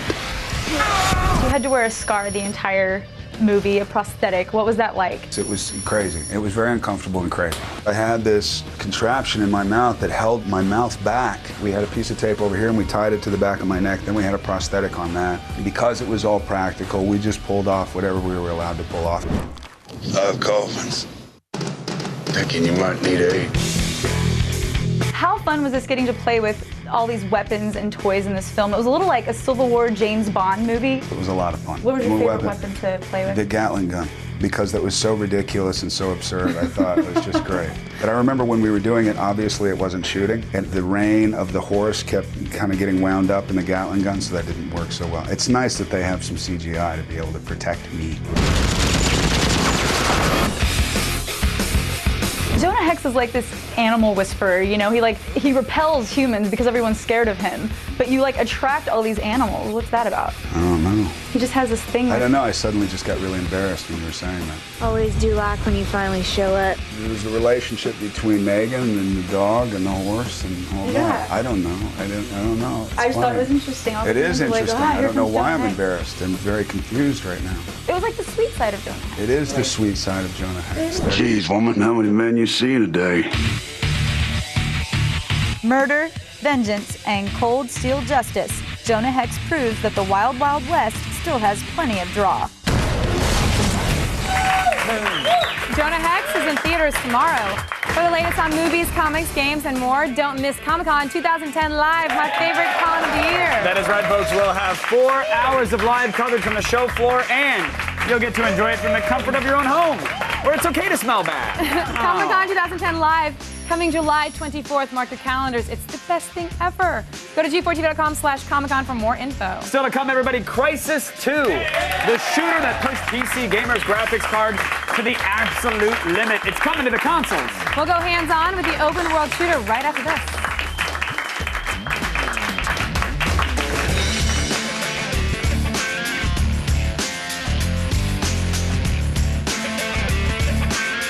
E3 2010 Live is brought to you by Jonah Hex. On June 18th, revenge gets ugly. Jonah Hex, in theaters everywhere Friday, June 18th.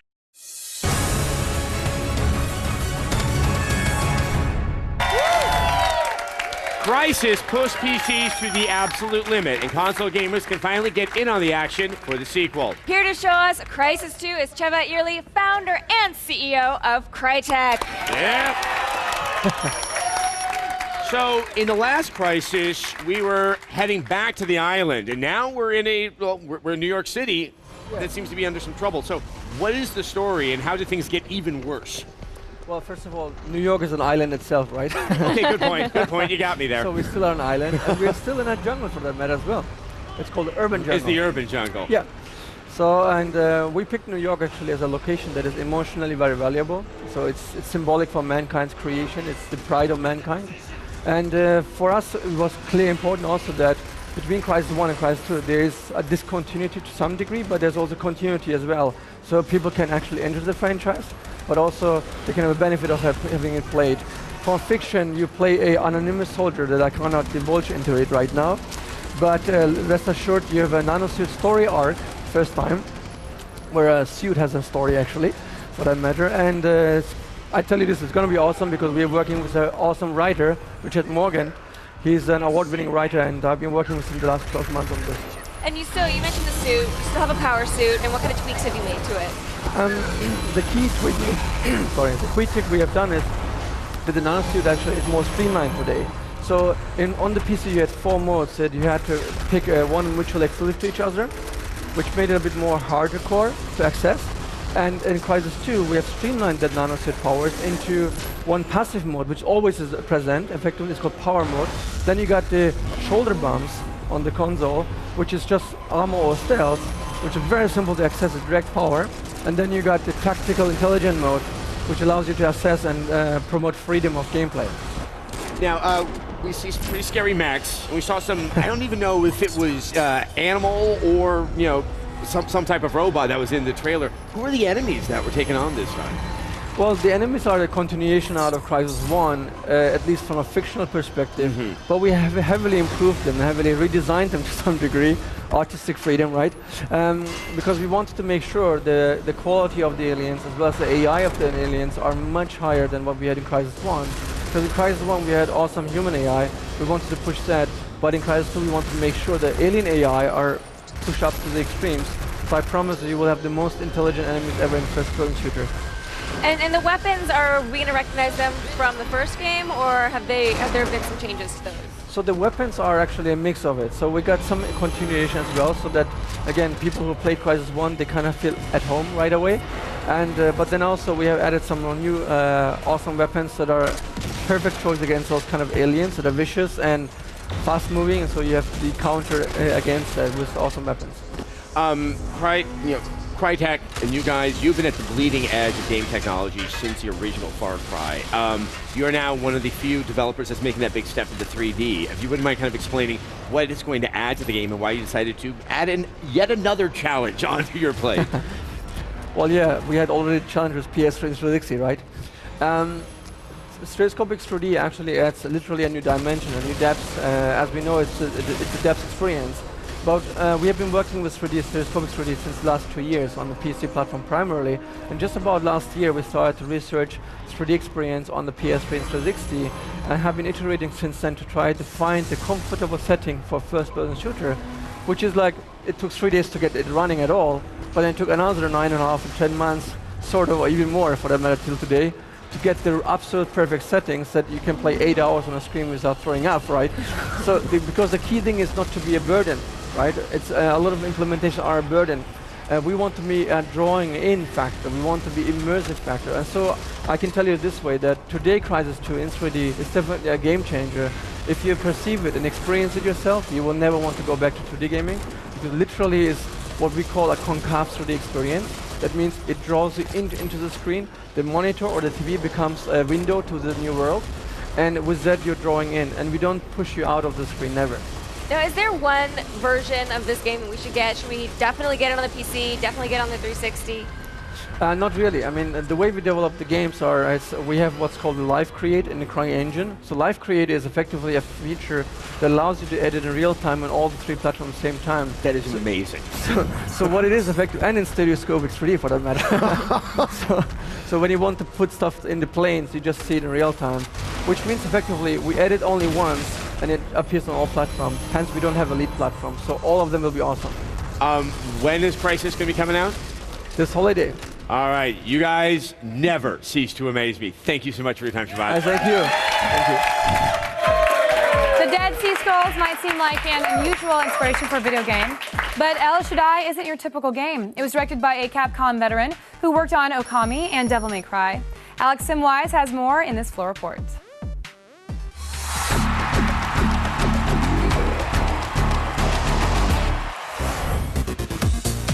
Looks like all those years of Bible study are about to pay off as the Old Testament gets a badass new makeover with a new game, El Shaddai, Ascension of the Metatron. Now I'm here with the game's director. Tell us a little bit about the story of El Shaddai. エルシャダイっていうのは旧約聖書をベースにしててですね。In the Old Testament, there is a non-canon book called the Book of Enoch, which is pseudepigraphia, they call it, and the game is based on that. イーノック、神を裏切った堕天使たちを天界へ連れ戻せ。それがお前の使命。The two characters, Enoch and Lucifer. Can you tell us a little bit about who Lucifer is? A lot of people think of Lucifer as the devil Lucifer, but in our game, he's Lucifer, which is thousands of years before he becomes a fallen angel, so he's really a good guy in this game. The visual style is quite distinctive. He wants it to look like something that everyone will enjoy, that will appeal to everyone, while also having a very tremendous visual impact. It looks amazing. I'm actually really looking forward to it. Do you know when the game will be released in the States? He hopes that it'll come out in winter of 2011. It's too long. I want to play it now. Oh my god. Kicking ass for the Lord with El Shaddai, Ascension of the Metatron. Who said playing God was a bad thing? After the break, a classic video game franchise is reborn. Get ready for a hands-on demo of Castlevania Lords of Shadow.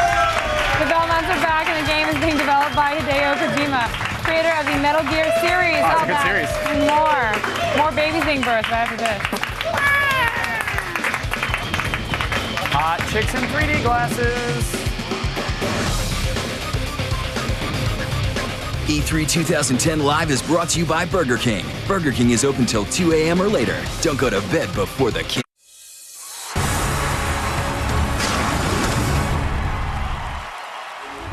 So I'm walking through the show floor and I see that somebody has gone to a lot of trouble to create this beautiful Japanese experience here. So it makes perfect sense to me that they would also have a blonde-haired, green-eyed girl. You know what? I'm not going to be nitpicky. It's fine. Hugs are in any language. Never let me go.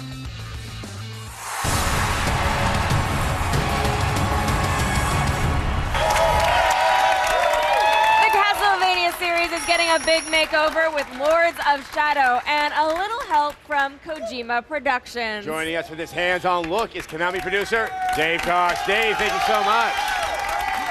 All right, now what is the Belmont plan up to this time? Well, this time we've got a new Belmont. The main character is called Gabriel, and he's on a quest to find out what's happened. A spell has been cast on the Earth, which is trapping the souls of the dead. And his wife's been recently murdered, and what he's trying to do is find out what's happened and also bring her back from the dead using an item called the God Mask. Now, this is, you guys are going back to sort of the 3D use of Castlevania. Obviously, it's one of the most storied 2D action platformers out there. Right. It seems like there's a lot of emphasis on the combos in the game. How is the combat going to work? Yeah, well, bringing it into 3D, we wanted to make sure that the combat was fun. You know, obviously with the 2D games, it was very much kind of walk along and fight. But in 3D, you've got to, you know, consider enemies coming from you from all around. So we've developed a combat system that's really fast and fluid and allows players to really get in an in-depth, strategic type of combat in the game. And what kind of weapons are we going to have? I mean, is it part of this combo system switching between weapons, or are you combining strikes with the same weapon? The main weapon is the Combat Cross, which is a chain whip, but this weapon can be upgraded to do different things. So, for example, later on in the game, you can use it to grip enemies, pull them towards you, and also you have a stake attachment, which is really great for staking vampires. Absolutely. And then spells, magic. How do you incorporate that into the combat? We have a light and shadow magic system that augments the Combat Cross. So, for example, with light magic, it gives you health buffs. So if you whip enemies, you can get your health back. With shadow magic, you can use it to dish out more damage. It's much more of an aggressive type of magic. And of course, you also have your secondary weapons, which is a staple of the Castlevania series. We have the daggers and the holy water, which we've seen before. But in this game, they're used more to sort of supplement the Combat Cross itself. Now, of course, Castlevania, known for bosses. Are you guys having a lot of big bosses? Yeah, absolutely. We have the sort of regular huge bosses, but at this time we also have Titan bosses, which are gigantic enemies that you have to traverse, climb up, swing across. You have to destroy the runes that animate these bosses, and these are kind of like giant levels all within themselves, and it's all done in real time, so there's no kind of QTE fights in these huge boss fights. Now, the section of game that we're seeing right here, sort of, is it in the middle of the game? Is it at the beginning of the game? What's the setup for it? Basically, on the demo that we've brought to E3, this is more a tutorial showing you the basics of the combat. So in this game, you start off with kind of light and heavy attacks, area and range attacks, direct attacks. You can do aerial combos and things like that, so you can lift enemies up into the air and continue to hit them while they're in the air. You can grab enemies and throw them. And also, using the combat cross, you can pull them towards you. You can't do that right now in this demo, but later on in the game, when you upgrade the combat cross, you can do that. As you can see there, he's grabbing an enemy. And what do those circles mean, or what do those indicate? Basically, those rings come together, and when those rings reach a certain point, if you press any button on the pad, then you'll execute the move that you want to do. So you can slam the enemy, or you can throw them against other enemies and knock them over. Now, I think it goes without saying that Castlevania has a diehard fan base. Yes, absolutely. Obviously, you guys have to be very cognizant of them. What are you going to do that they will really know that you guys have their love in mind? Sure. Well, with this game, it's a complete reboot, so it doesn't tie into any of the previous Castlevania games. But we have many characters and many elements of the Castlevania universe making new appearances. So we have certain characters from previous games like Cornell and Carmilla making a return. So I think the fans will be happy with things with that kind of side of it. And is this is one of just the regular bosses, or is this just an enemy you're gonna? This is more like a little mid-level boss. This is showing you how to block and dodge, which is one of the key components of the combat system. So you can see there that attack was unblockable. Certain attacks you can't block. So as you saw, that Gabriel dodged there, and we've got quick recover, which also, if you get knocked over, you can quickly get back on your feet again. So we wanted to keep the combat really fast and fluid. And it's really important to us, so it felt more like a kind of a one-on-one fighting game rather than a usual sort of hack and slash game. And it's also pretty to look at. What consoles is it coming to, and when can we play it? Yeah, it's coming out on PlayStation 3 and Xbox 360 this fall. All right, well, David, thank you so much. I finally got to see the new Castlevania. Thank you very much. For 15 years, E3 has been gaming's most talked about event. Every show is full of shocks, surprises, and the occasional epic fail. This year was no different, and here's what went down yesterday.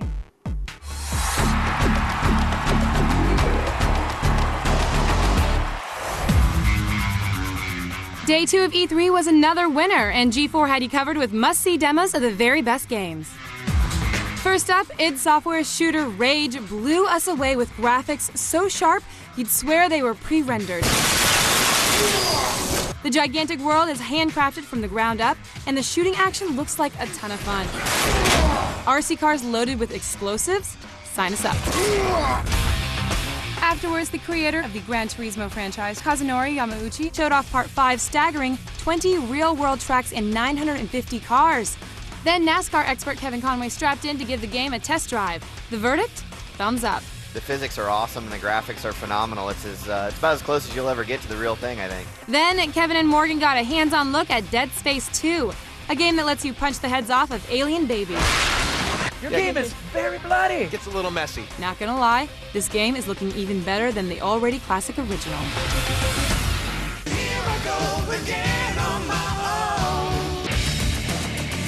The hits kept coming as Harmonix showed us a live demo of their new keyboard addition to Rock Band 3. This is the first time since Rock Band 1 where we've actually introduced a new instrument. Plus, we got a peek at their new Pro Guitar that now has actual strings. This may just be the best group of games we've ever gotten our hands on at E3. Attention iPhone owners! Attention iPhone owners! If you want to stay plugged into G4, guess what? Now there's an app for that. Use the G4 app to get all the news you need to know, videos, reviews, and cheats for all the latest games, and the best part is, it's totes free. You can download the app from the iTunes store right now. Attention Android owners! I have nothing to say to you, I'm sorry. Coming up in the next hour, we'll have a hands-on demo of one of the year's most anticipated games, and this one doesn't have a gun, an alien, or a chainsaw. What? Stay tuned for your first taste of Madden NFL 11. Spoiler, it actually does have a chainsaw in it. You'll see. There's more E3 2010 live in just a minute. Oh, wow. Uncomfortable. Dance, girl. Okay, get her off the screen. E3 2010 Live is brought to you by the all-new G4 iPhone app. Now get up-to-the-minute gaming news, reviews, and videos. Available free in the iTunes Store now.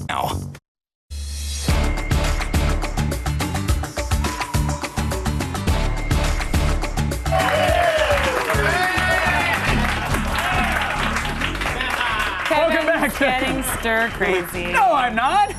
Kevin's getting cabin fever. I want to play the games. Welcome back to G4's coverage of E3 2010 Live, presented by Burger King, the king of burgers. In the next, hour, we've got even more live demos of the convention's biggest games. Going up, the most popular football franchise returns in a big way. Oh, I love the football. I know you do. You like the hoops, right? I love the hooper ball and Learn the everything you need to know about Madden NFL 11. Plus, San Francisco is blown to pieces in Vanquish, the futuristic shoot 'em up from the creator of the Resident Evil franchise. I love The Rock, by the way. Good movie. Also set in San Francisco. What other things do you know about San Francisco? Oh, they have bread there. Okay. Then the second part of our huge Tron Evolution demo, where we get down to the really fun stuff, light cycles in action. Hey! You know, some would say basketball season is almost over. When the Lakers win tonight, it will be. And baseball. Kevin, you didn't even know the Lakers were playing. I didn't even know they were a team. I thought it was a professional fishing league. And baseball is as boring as ever, right?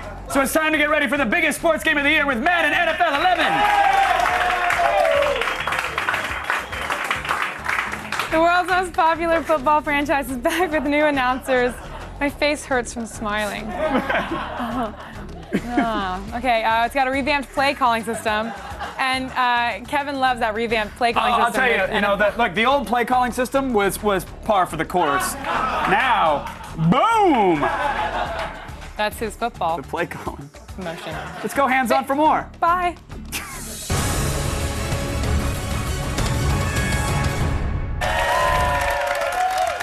Here to show us Madden 11 is producer Phil Frazier. So, obviously every year there are some changes with Madden, but I think your big one is game flow. How is this going to sort of alter how people are playing Madden 11? Well, the interesting thing is we met with John Madden week 1 of the NFL season this year. He sat us down. He gave us a good lecture. He said, hey guys, the way you handle play calling in Madden is not authentic. And we said, oh wow, we got to take this feedback, go back to the office and really understand what he's talking about. Coaches don't go into an NFL situation with a list of 300 plays, which is what you had in Madden in the previous 22 years of the franchise, and choose an individual play based on the moment. They have a situational game plan. It's 1st and 10. They have a very specific play they're going to call. 2nd and short, a very specific play. That's what game flow is. We automatically choose a play for you based on that situation, so we take the complexity of play calling out of the equation and allow you to run an authentic NFL game plan. So do you think this is going to make it easier for somebody who's maybe not as familiar with the franchise to jump in? Absolutely. I think, not having to worry about should I call a nickel or a dime here. There's a lot of folks that don't know the intricacies of an NFL playbook. And not having to worry about that definitely makes the game easier. But the great thing is even for the guys that have enjoyed the series for 22 years, the guys that want that control, it's very easy to switch back and call plays in an authentic way. You can go into the old playbook style and call all the complex stuff if you want. It's great for both beginners and the guys that like complexity. So it really is just an option. If you just want it to be the same as you played it for a long time, that option is still available to you. It's definitely still available, but I think the other added benefit to the feature is that it speeds up the game time. So if you played a game of Madden last year, or again in the last 22 years, it took 1 hour to beat your opponent, or in your case, to get beaten by your friends. Yeah. That's right, but that's okay. That's going to happen. I win in other types of games. It's true, because I'm more than happy to always watch NFL games, but I'm never really that aware. I just see very, very large men, unlike me, doing amazing things on the field. That is definitely true. Now, to that point, you also have a locomotion system that is also going to be altering how the game's going to play out, if you wouldn't mind explaining. Absolutely. So locomotion is our insider's term for the animation system that drives the players. They've always said in Madden, speed kills. The faster you have the guy in the game, the more effective he is in the field. Locomotion actually allows you to accurately model a player's acceleration on top of speed. So if you've got a guy that's really quick, but doesn't have a great top speed, he'll still be able to get up to speed quickly and make some great things happen. And it's a change that you'll feel immediately as you pick up the game. So that from the very first time you catch the opening kickoff, you're going to feel that guys feel like they have momentum. They feel like they've got great speed, and it's a total game changer on the gameplay side. Now, of course, you guys, I'm sure, still have all of the robust online features that everybody's used to. Online is huge for Madden. We've got hundreds of thousands of people that play Madden every single day. I think it's almost 200 million game sessions are played every single year, which is a lot of football. Wow. OTP is our big enhancement this year in the online space. Online team play, and the three of us can get together. I can be the quarterback. I'll take control of the game team. I'll let you be the running back. It's pretty simple. Sounds good. I can do that. And Adam, you can be my wide receiver core. We can go out, we can play together against 3 other people and actually enjoy Madden in a very different way. The great thing about OTP is it's not necessarily about winning or losing. I mean, of course, football is, but the 3 of us can have a great time just sitting down, talking smack. So when I don't get you the ball in time and you're wide open, you get to yell at me over the headset. If I'm not calling enough running plays for you, you can give me some crap about that as well. So it's an overall fun experience. Phil, your confidence in me being a wide receiver is maybe one of the most rare pleasures I have ever experienced in my life. Thank you so much for that. Madden 11, it's kind of silly me asking you, but just to get, for those who don't know, when is the game going to be available for play? Madden's available August 10th on Xbox 360, PlayStation 3, PlayStation 1, virtually every console out there. Yes, of course. Well, always good to have you guys on with the game every Thank you E3. very much. Thanks so much, Phil. Thank you. You know, last year, the DS game Scribblenauts stole the show at E3. I mean, with the ability to summon a ceiling cat or kraken or a black hole. How could it not, really?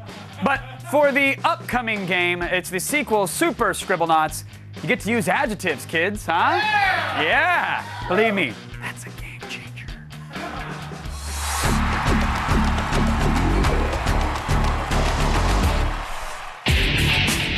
Puzzle-solving fanatics, rejoice! The extremely addictive DS favorite Scribblenauts returns, but this time, it's super. So what makes Super Scribblenauts so super? Well, number 1, it's got adjectives, and it's a way better game than the first one. You can play the way you want. You can solve levels by writing adjectives, flying crazy stuff, or you can just use it the old-fashioned way. Pause the game, go to D-pad controls, and you're just playing it just like Mario, which, a lot of people really wanted in the first one. It's actually having a whole hit system, so if you ever get lost or frustrated, you know exactly what to do. And lastly, he's going to play a level where you actually need adjectives to beat the level. He's a mad scientist, and he's going to turn that guy into a dragon. He wrote green potion, gave it to him, turned him green. Scaly makes sense, right? Give it that guy, made him scaly. So the last part is he's going to write large and wing, large wing. Now it's large wing, and that's a dragon. An additional 10,000 words, 120 new levels, improved controls and physics. Seems like everything has been improved, but the gamer.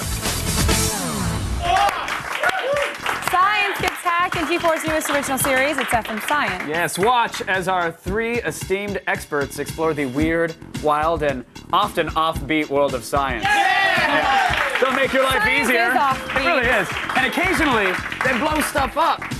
Oh, that offbeat science. Science, you're wearing plaid and stripes. Don't miss G4's newest series. It's F in Science. Tuesday nights at 9, only on G4. Hey! The offbeat G4. After the break, yeah, what's up? We're gonna go hands-on with the latest work of gaming legend Shinji Mikami. Yeah, the creator of the Resident Evil series. Yes, that Shinji Mikami. Platinum Games' futuristic shooter Vanquish will be demoed on stage in just a minute. Of course, there's more E3 2010 right after this. You know why? The hour's not over. Oh, it's not. It's only just begun.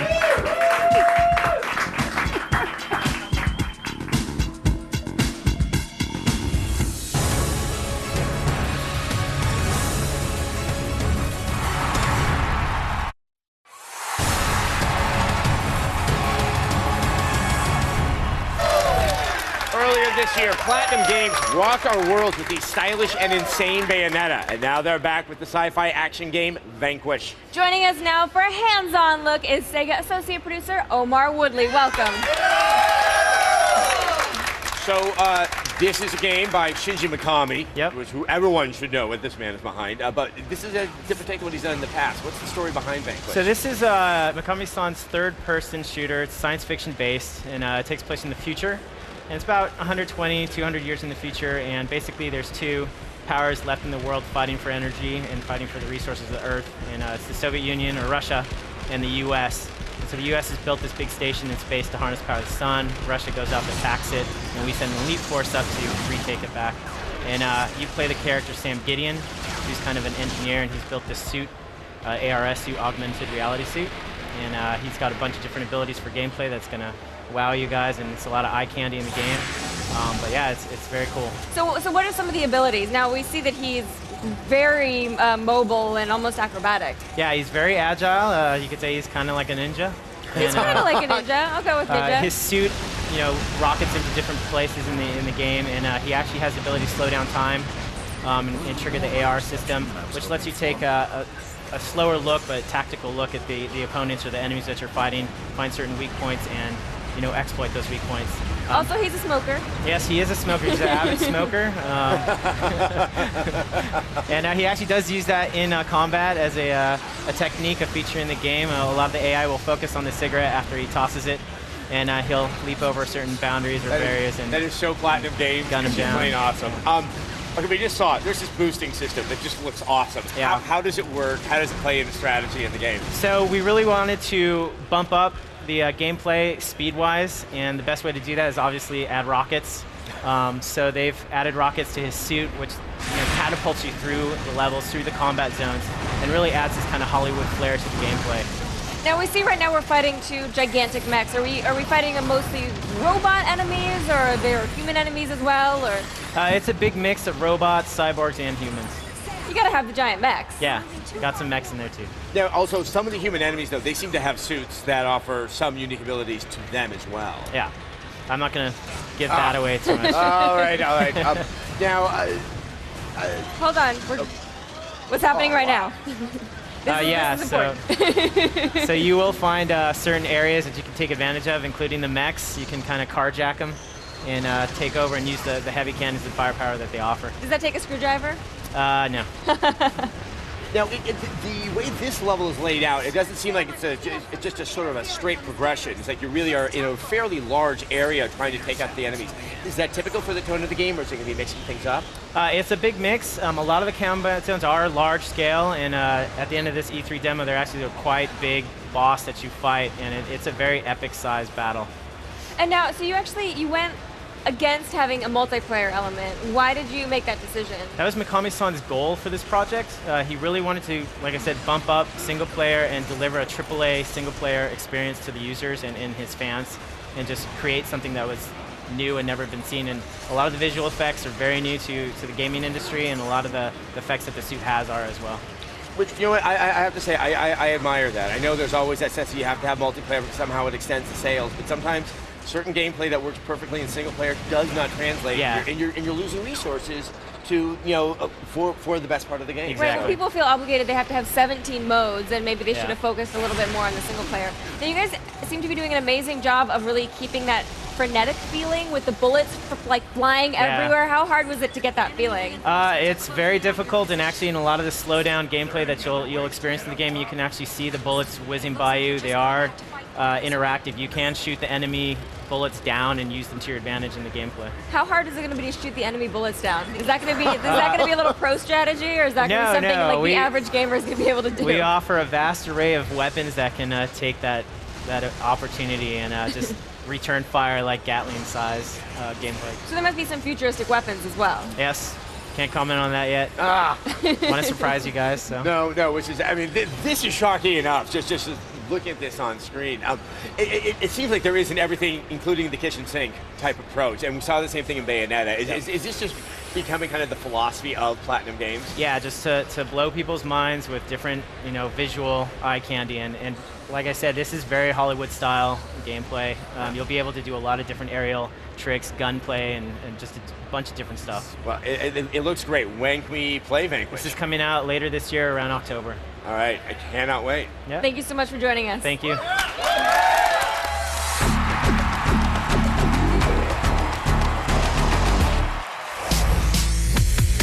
Now, we all know the story of the young hero teaming up with the gentle giant. Well, now Namco Bandai has turned that into a slick new fantasy game called Majin and the Forsaken Kingdom. What does this story consist of? So the story, you play a character named Tepeu. You're going to team up with the Majin, you set him free, and then solve puzzles, traverse different areas to try and free this area from the darkness. What's your name? I, Teodel. With this darkness that's taking over, it's what's really kind of plaguing the world. So that's why the monsters have this kind of black tar look to them. The thing we love about fantasy games is obviously characters and weapons. So what do we get in this game? You're going to be powering up the Majin, helping him regain his power, and as you power up the Majin, he ends up powering up your weapon, and you have a lot more abilities. Now, you guys have an NPC co-op on this. Why not go with the traditional two-player co-op? How you interact with the Majin is really important, and they wanted to give the Majin his own character and personality. So if it were co-op and you could play the Majin, then you kind of lose that ability. It's on Xbox 360 and PS3, coming out this fall for $59.99. perfect. We love it. And I don't know about you, but if I'm ever in an epic battle like this, I totally want a giant on my side. A giant's always helpful. Always helpful. Hey, you there. You can see all of the best E3 2010 clips anytime and anywhere, right on your iPhone or your iPod Touch. Technically on your iPad, too. Technically. Download the G4 iPhone app right now at g4tv.com/app. It's free, so you don't have any excuses. Coming up, Ubisoft's historical murder game goes multiplayer, huh? Find out how many different ways you can stab your friends in Renaissance Italy when we go hands-on with Assassin's Creed Brotherhood. Stay with us. I will. You're just killing me. You're so like... All you Bioshock fans are going to want to swing by the setup they have here. They got a bunch of miniatures from the game. You got Big Sister, a couple versions of Big Daddy. You got the creepy little doll that Little Sister played with. And speaking of Little Sister, hey, what are you doing? Where's your daddy? Where's your daddy? Oh, there's your Big Daddy. Oh my gosh, what's up, Big Daddy? You know what? It's actually my lunch break now, so I'm going to go get some food and bring it back so we can eat. He looks hungry. E3 2010 Live is brought to you by Burger King. Burger King is open till 2 a.m. or later. Don't go to bed before the king.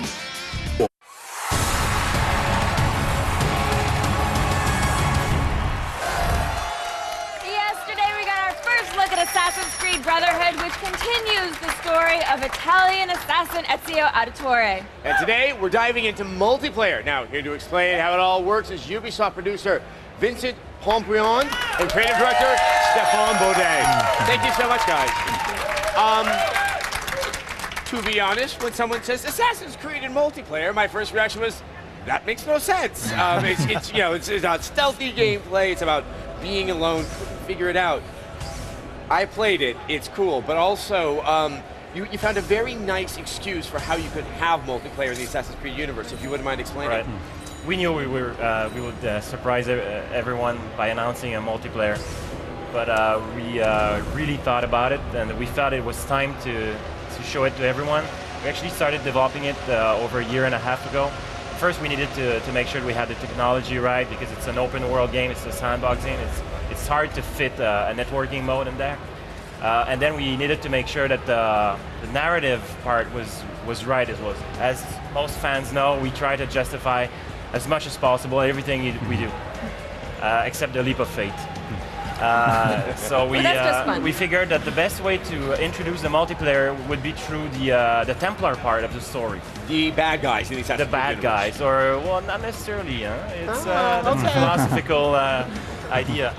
So basically, what we're suggesting today is that Abstergo, the evil company, has modified the Animus to upload memories to subjects, and these subjects, of course, are Templars trainees, and they are trying to learn the ways of the assassins to be better equipped to fight against them. And that's all the machines you saw early in Assassin's Creed 2. This was it. That's the training room. But you can still be stealthy in the multiplayer mode. So how does stealth work into that? Yeah, you can still be stealthy in the multiplayer mode, because you have, as a player, well, the game mode we're showing today is called Wanted. And as a player, you have a target to assassinate, and that target is another player. So you still have that stealthy approach. You sneak around, you make sure that you're not spotted by that target. But for the first time around in the multiplayer, you are also a target of another player. So you kind of having a double agenda as a predator, but also as a prey. So it makes a very intense experience. It's like a cat and mouse gameplay. You play both cat and mouse. And you can definitely also, you can blend in as well. You can blend in with the people and the populace. Yeah, there's a lot of tools for you to blend, just like in the single player experience. Like you can blend into crowd, you can have stealth moves, you can sit on benches, hide in air bales, all that sort of things you'll get also in the multiplayer. And it's going to mess with your mind. Oh no, and one of the big challenges is that you want to be able to use kind of the more preternatural powers that Ezio has, climbing up the walls, but the minute you do that, you've exposed yourself as a viable target inside of the Assassin's Creed multiplayer. Yeah. I think what's interesting is that each will have, of course, different types of maps, and each one will exploit the different gameplay pillars we have. So in some, you'll have to be a little bit more exposed, a little bit more high profile, and just go up front and try to chase after your targets. In other maps, they'll be tighter, darker, and social stealth will play a larger role. Now, are we going to recognize these maps from the original game and from the single-player game? There's a mix of maps from the Italian Renaissance in general, so you'll get to see Rome, of course, because that's where the single-player experience is, and we'll get to see again like Florence and some of other cities are very, very unique to Italian Renaissance that we didn't see in Assassin's Creed 2. Now, in Wanted mode, we're seeing sort of like, your character that you select. It looks like one of the NPCs that you saw in Assassin's Creed 2. To clarify, you don't have special powers unique to those types of NPCs. It's just that look. Yes. Well, there's a lot of abilities or new weapons that we've developed for the multiplayer, like the ability to use, of course, guns, smoke bombs, or also like speed boosts. You can disguise, you can morph guys around. There's a lot of tools for the player to play with. And do you think you're going to have any downloadable editions, downloadable maps, anything that people are going to be able to, get with multiplayer? Yeah, Ubisoft always has plans for downloadable stuff, so yeah. For sure. Right now we're still finishing just the production itself, and then we'll see. I know, I'm already down to download. No, I already have it in my head. But people really like to know that the game that they're buying is going to be supported in the future, so I think that's important. I think it's important for a multiplayer, especially. So. Yeah. All right, guys, we saw the single player, we saw the multiplayer, tantalized, and what do we get to play? In November. November? All right. 16 to 18. All right, that was good. That's good enough for me. Guys, thank you so much for coming by. Really, this is quite something. No, I guess I can't have my cake and eat it too, Brian. Well, Kevin eats no cake in the Twitter wall. Oh, okay, studio rules. No. Think I'm gonna make a mess? No, you can have cake. I'm gonna read the Twitter wall. Twitter wall, talk to me. All right, let's see. Let's go. Neko-chan, 315. OMG, Assassin's Creed Brotherhood makes my mouth wait. My fingers tingle. I can't wait. Oh, someone on an iPhone? What's going on? Well, thanks, Neko-chan. Yeah. All right, Batman Boy 11. Oh, you're back. Oh, I see you. Oh, he came back. I'll admit it. First thought I thought Assassin's Creed multiplayer was a terrible idea, but but now I think it looks awesome. Yeah. I agree. Now multiplayer means you can hunt your friends. I think the ability to blend in is pretty sweet. You can just blend in. See, Buckeye Jedi 42. Assassin's Creed Brotherhood is definitely one of games coming out this year. I'm excited to play. Yeah, I'm pretty psyched too. Can I read another one? Yeah, absolutely, Olivia. Keep going. Okay. Will it move for me? Well, thanks, Twitter wall. Remember, use the hashtag E3 on G4 if you want us to read your tweets on the show. Tetsuya Mizuguchi is the designer of some fantastically trippy music-driven games. Not a like cake. Space Channel. Space Channel 5, Rez, People Luminous, and every Extend Extra. You can't just throw trash and he's on at the studio E3 to floor. show off his latest game, people Child have to of pick Eden. This. Oh, more cake. Hey. Check out Child of Eden. Allison Hayslip hit the floor to see what it's all about.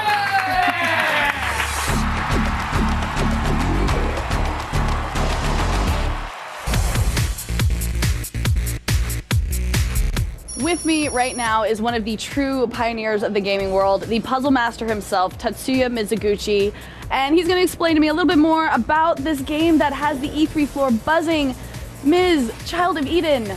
Oh my God, tell me about it. The Eden, this is a huge archive for human being. And, we call internet now, but in the future, everybody say Eden.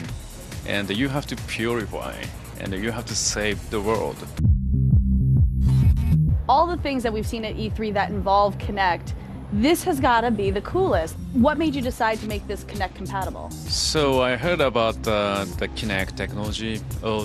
I had a big inspiration, like Tom Cruise, Minority Report type, But the Kinect is a totally new experience, controlling everything, like orchestral, sound, and visual. And just to be clear, you can play this with a controller as well, correct? Sure.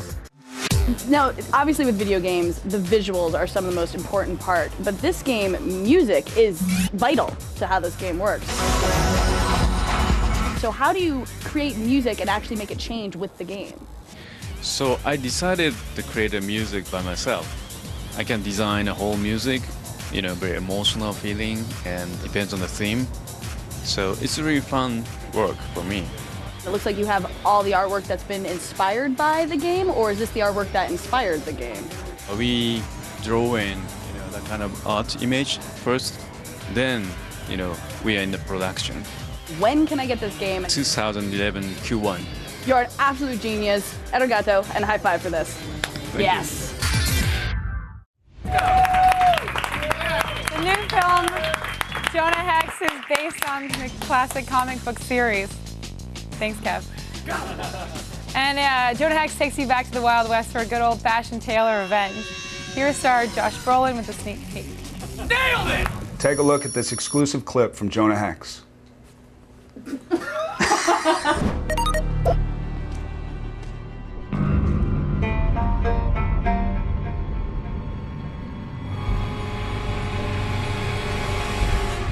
Kill him!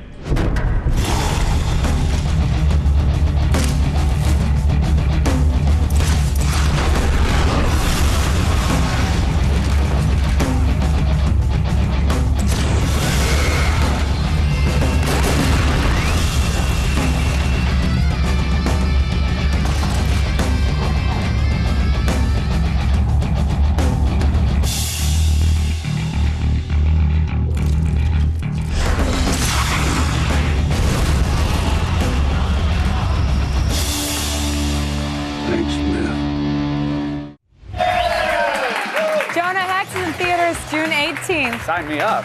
Don't go anywhere, because after the break, we'll have the second part of our Tron Evolution demo, everybody. Now that you've gotten a taste of the combat, we'll get to see what you really think when you hear the word Tron. That's right, light cycles. Oh! E3 2010 continues. Right, you know what I want to taste of? Cake.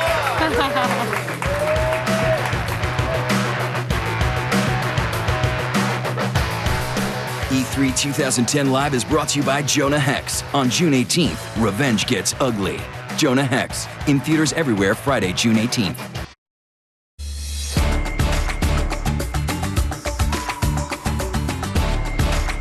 It has been an awesome couple of days here at E3. I think our minds have been sufficiently blown, but I have to thank 2K for bringing the one thing that I really needed right now, a sports bar.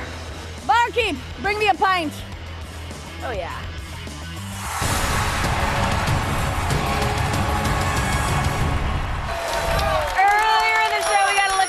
Of Tron Evolution, and now it is time to look at another big gameplay element, light cycles. Joining us once again is Darren Hedges, game director at Propaganda Games. All right, with this you are feeding every little fanboy's dream. Why are you on the light cycles in Tron Evolution?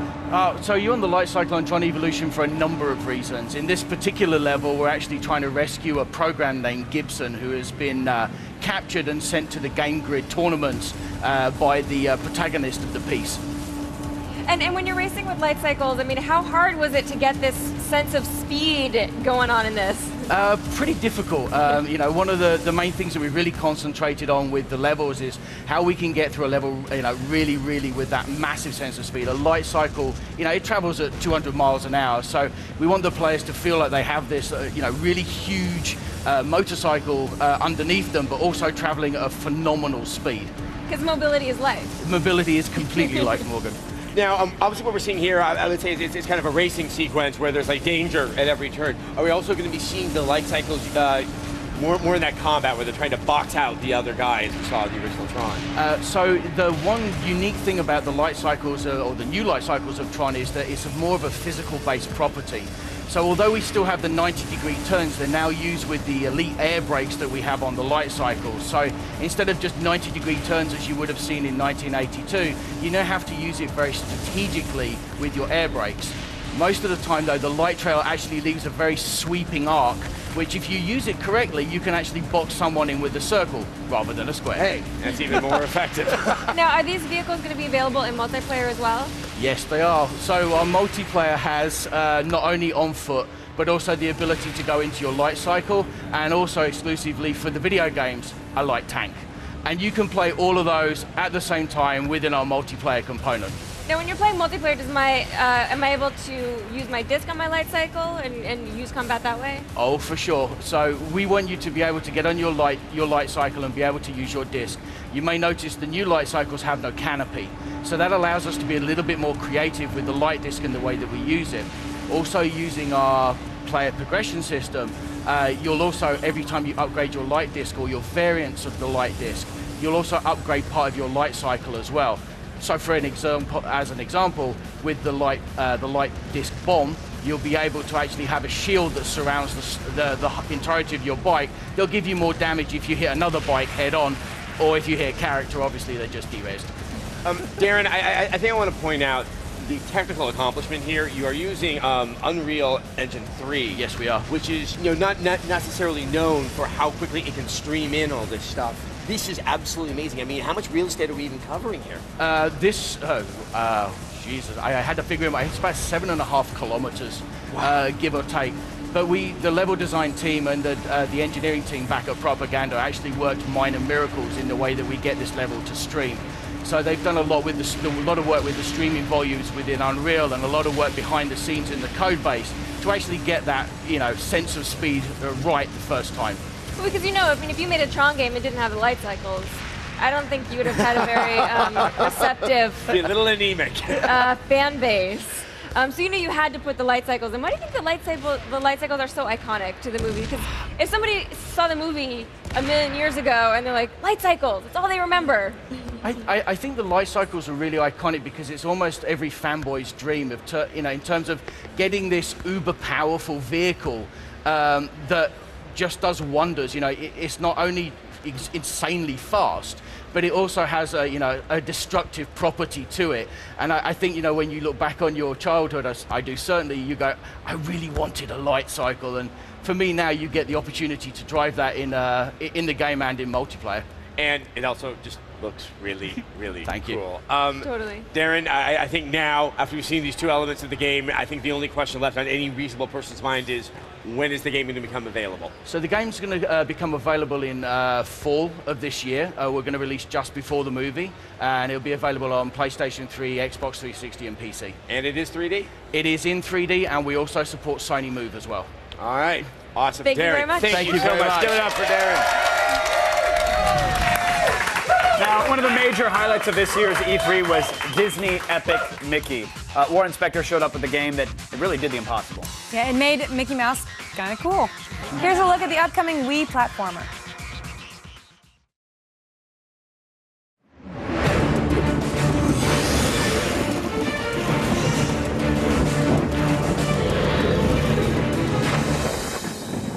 My name is Warren Spector, and I'm the General Manager and Creative Director at Junction Point Studios. I believe with every fiber of my being that games can tell stories as deep and as sophisticated as movies, books, or any other medium. This game is no exception.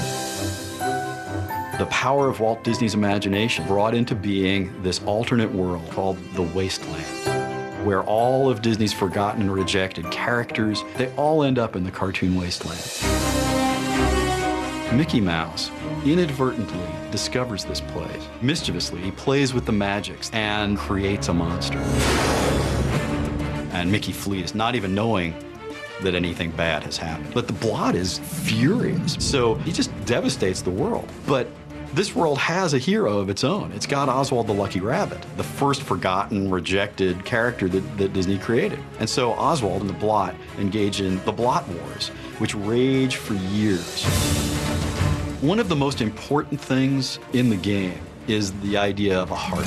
No character in the Wasteland has a heart. Mickey has the most powerful heart of all. The villains of the piece are going to steal his heart and use it so they can get out and trap Mickey in the Wasteland. But Mickey escapes. But as he explores the Wasteland, what he discovers is that he's responsible for the devastation of this world. And if he just leaves without righting that wrong, his old friends are going to be living in a not very pleasant life. Mickey's core abilities in the game involve the manipulation of paint. He can actually control the power of paint and the power of thinner. Now with Thinner, anything that's painted in the world, he can just erase it. He can erase a wall, he can erase the ceiling, jump up through it. One of my goals for the game is to put Mickey in a story that really confronts him with the kinds of challenges worthy of a hero. And that's kind of the heart of the story.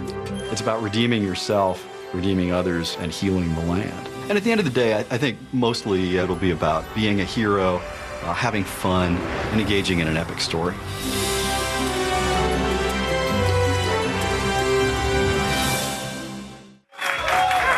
Coming up after the break, Adam and Morgan reveal their picks for the best of E3 2010. But more importantly, Olivia and I reveal our favorites. Cake. Take that, Morgan. All that more right after this. Yes. Cake. Is it right? More cake. More cake.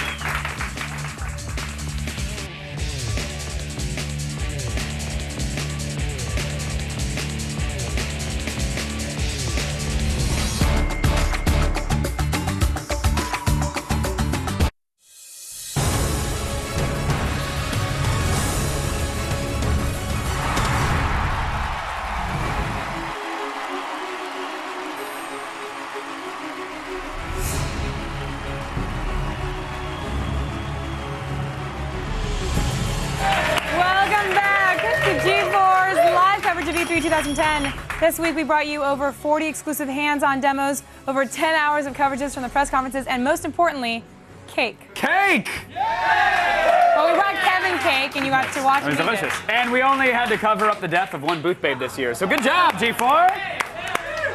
Panic attack. It was successful. All that's left to do is pass judgment on everything we saw and decide what's the best. Oh, that sounds fair. Here's Adam and Morgan with their best picks of E3. Thanks, guys. Now, of all the games we demoed here on our stage, I think something that really stood out for me was Star Wars: The Old Republic. I'm getting a little bit of support here. Okay, because here's the thing. Obviously, I'm a big MMO gamer. I'm a big Star Wars fan. What really impressed me was a lot of the thought that they put into balancing the different classes. Now, of course, an awesome Jedi is gonna go ahead and be a little bit more powerful than a smuggler, but they're gonna have really different, gameplay mechanics, and that's gonna work into the game, and you're really gonna get that feeling of whatever class that you're hoping to be. The fact is also when you throw BioWare in there, yes, then suddenly, a guy who loves single player like me, who's been a little bit turned off by MMOs, I'm on board too. They have to be doing something right if that's happening. And they're really emphasizing the single player experience and giving the player with the fully voiced MMO, you could pretend that you're having a single player experience. Exactly. And not even worry about anybody else. I don't have to invent things in my head to add to the fun. Right. Mine, and I gotta say, there's so many games. I mean, there was Black Ops, there was Epic Mickey, these things that stood out. The one that really wowed me was Id's Rage. Because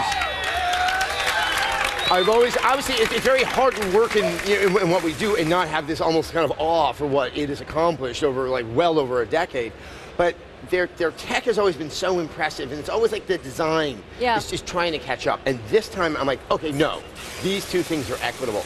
You have a game where there's interesting level design, there's this variety of enemies, and there's this absurd technology. The fact that you have that AI that's so progressive, and then you have an animation system that can just keep up with the pace, it just creates this very, very rich world. We may have seen apocalyptic worlds before, but there's some love and care in the detail of this. It's just, I feel like I'm just falling into it. I cannot wait to get my hands on it.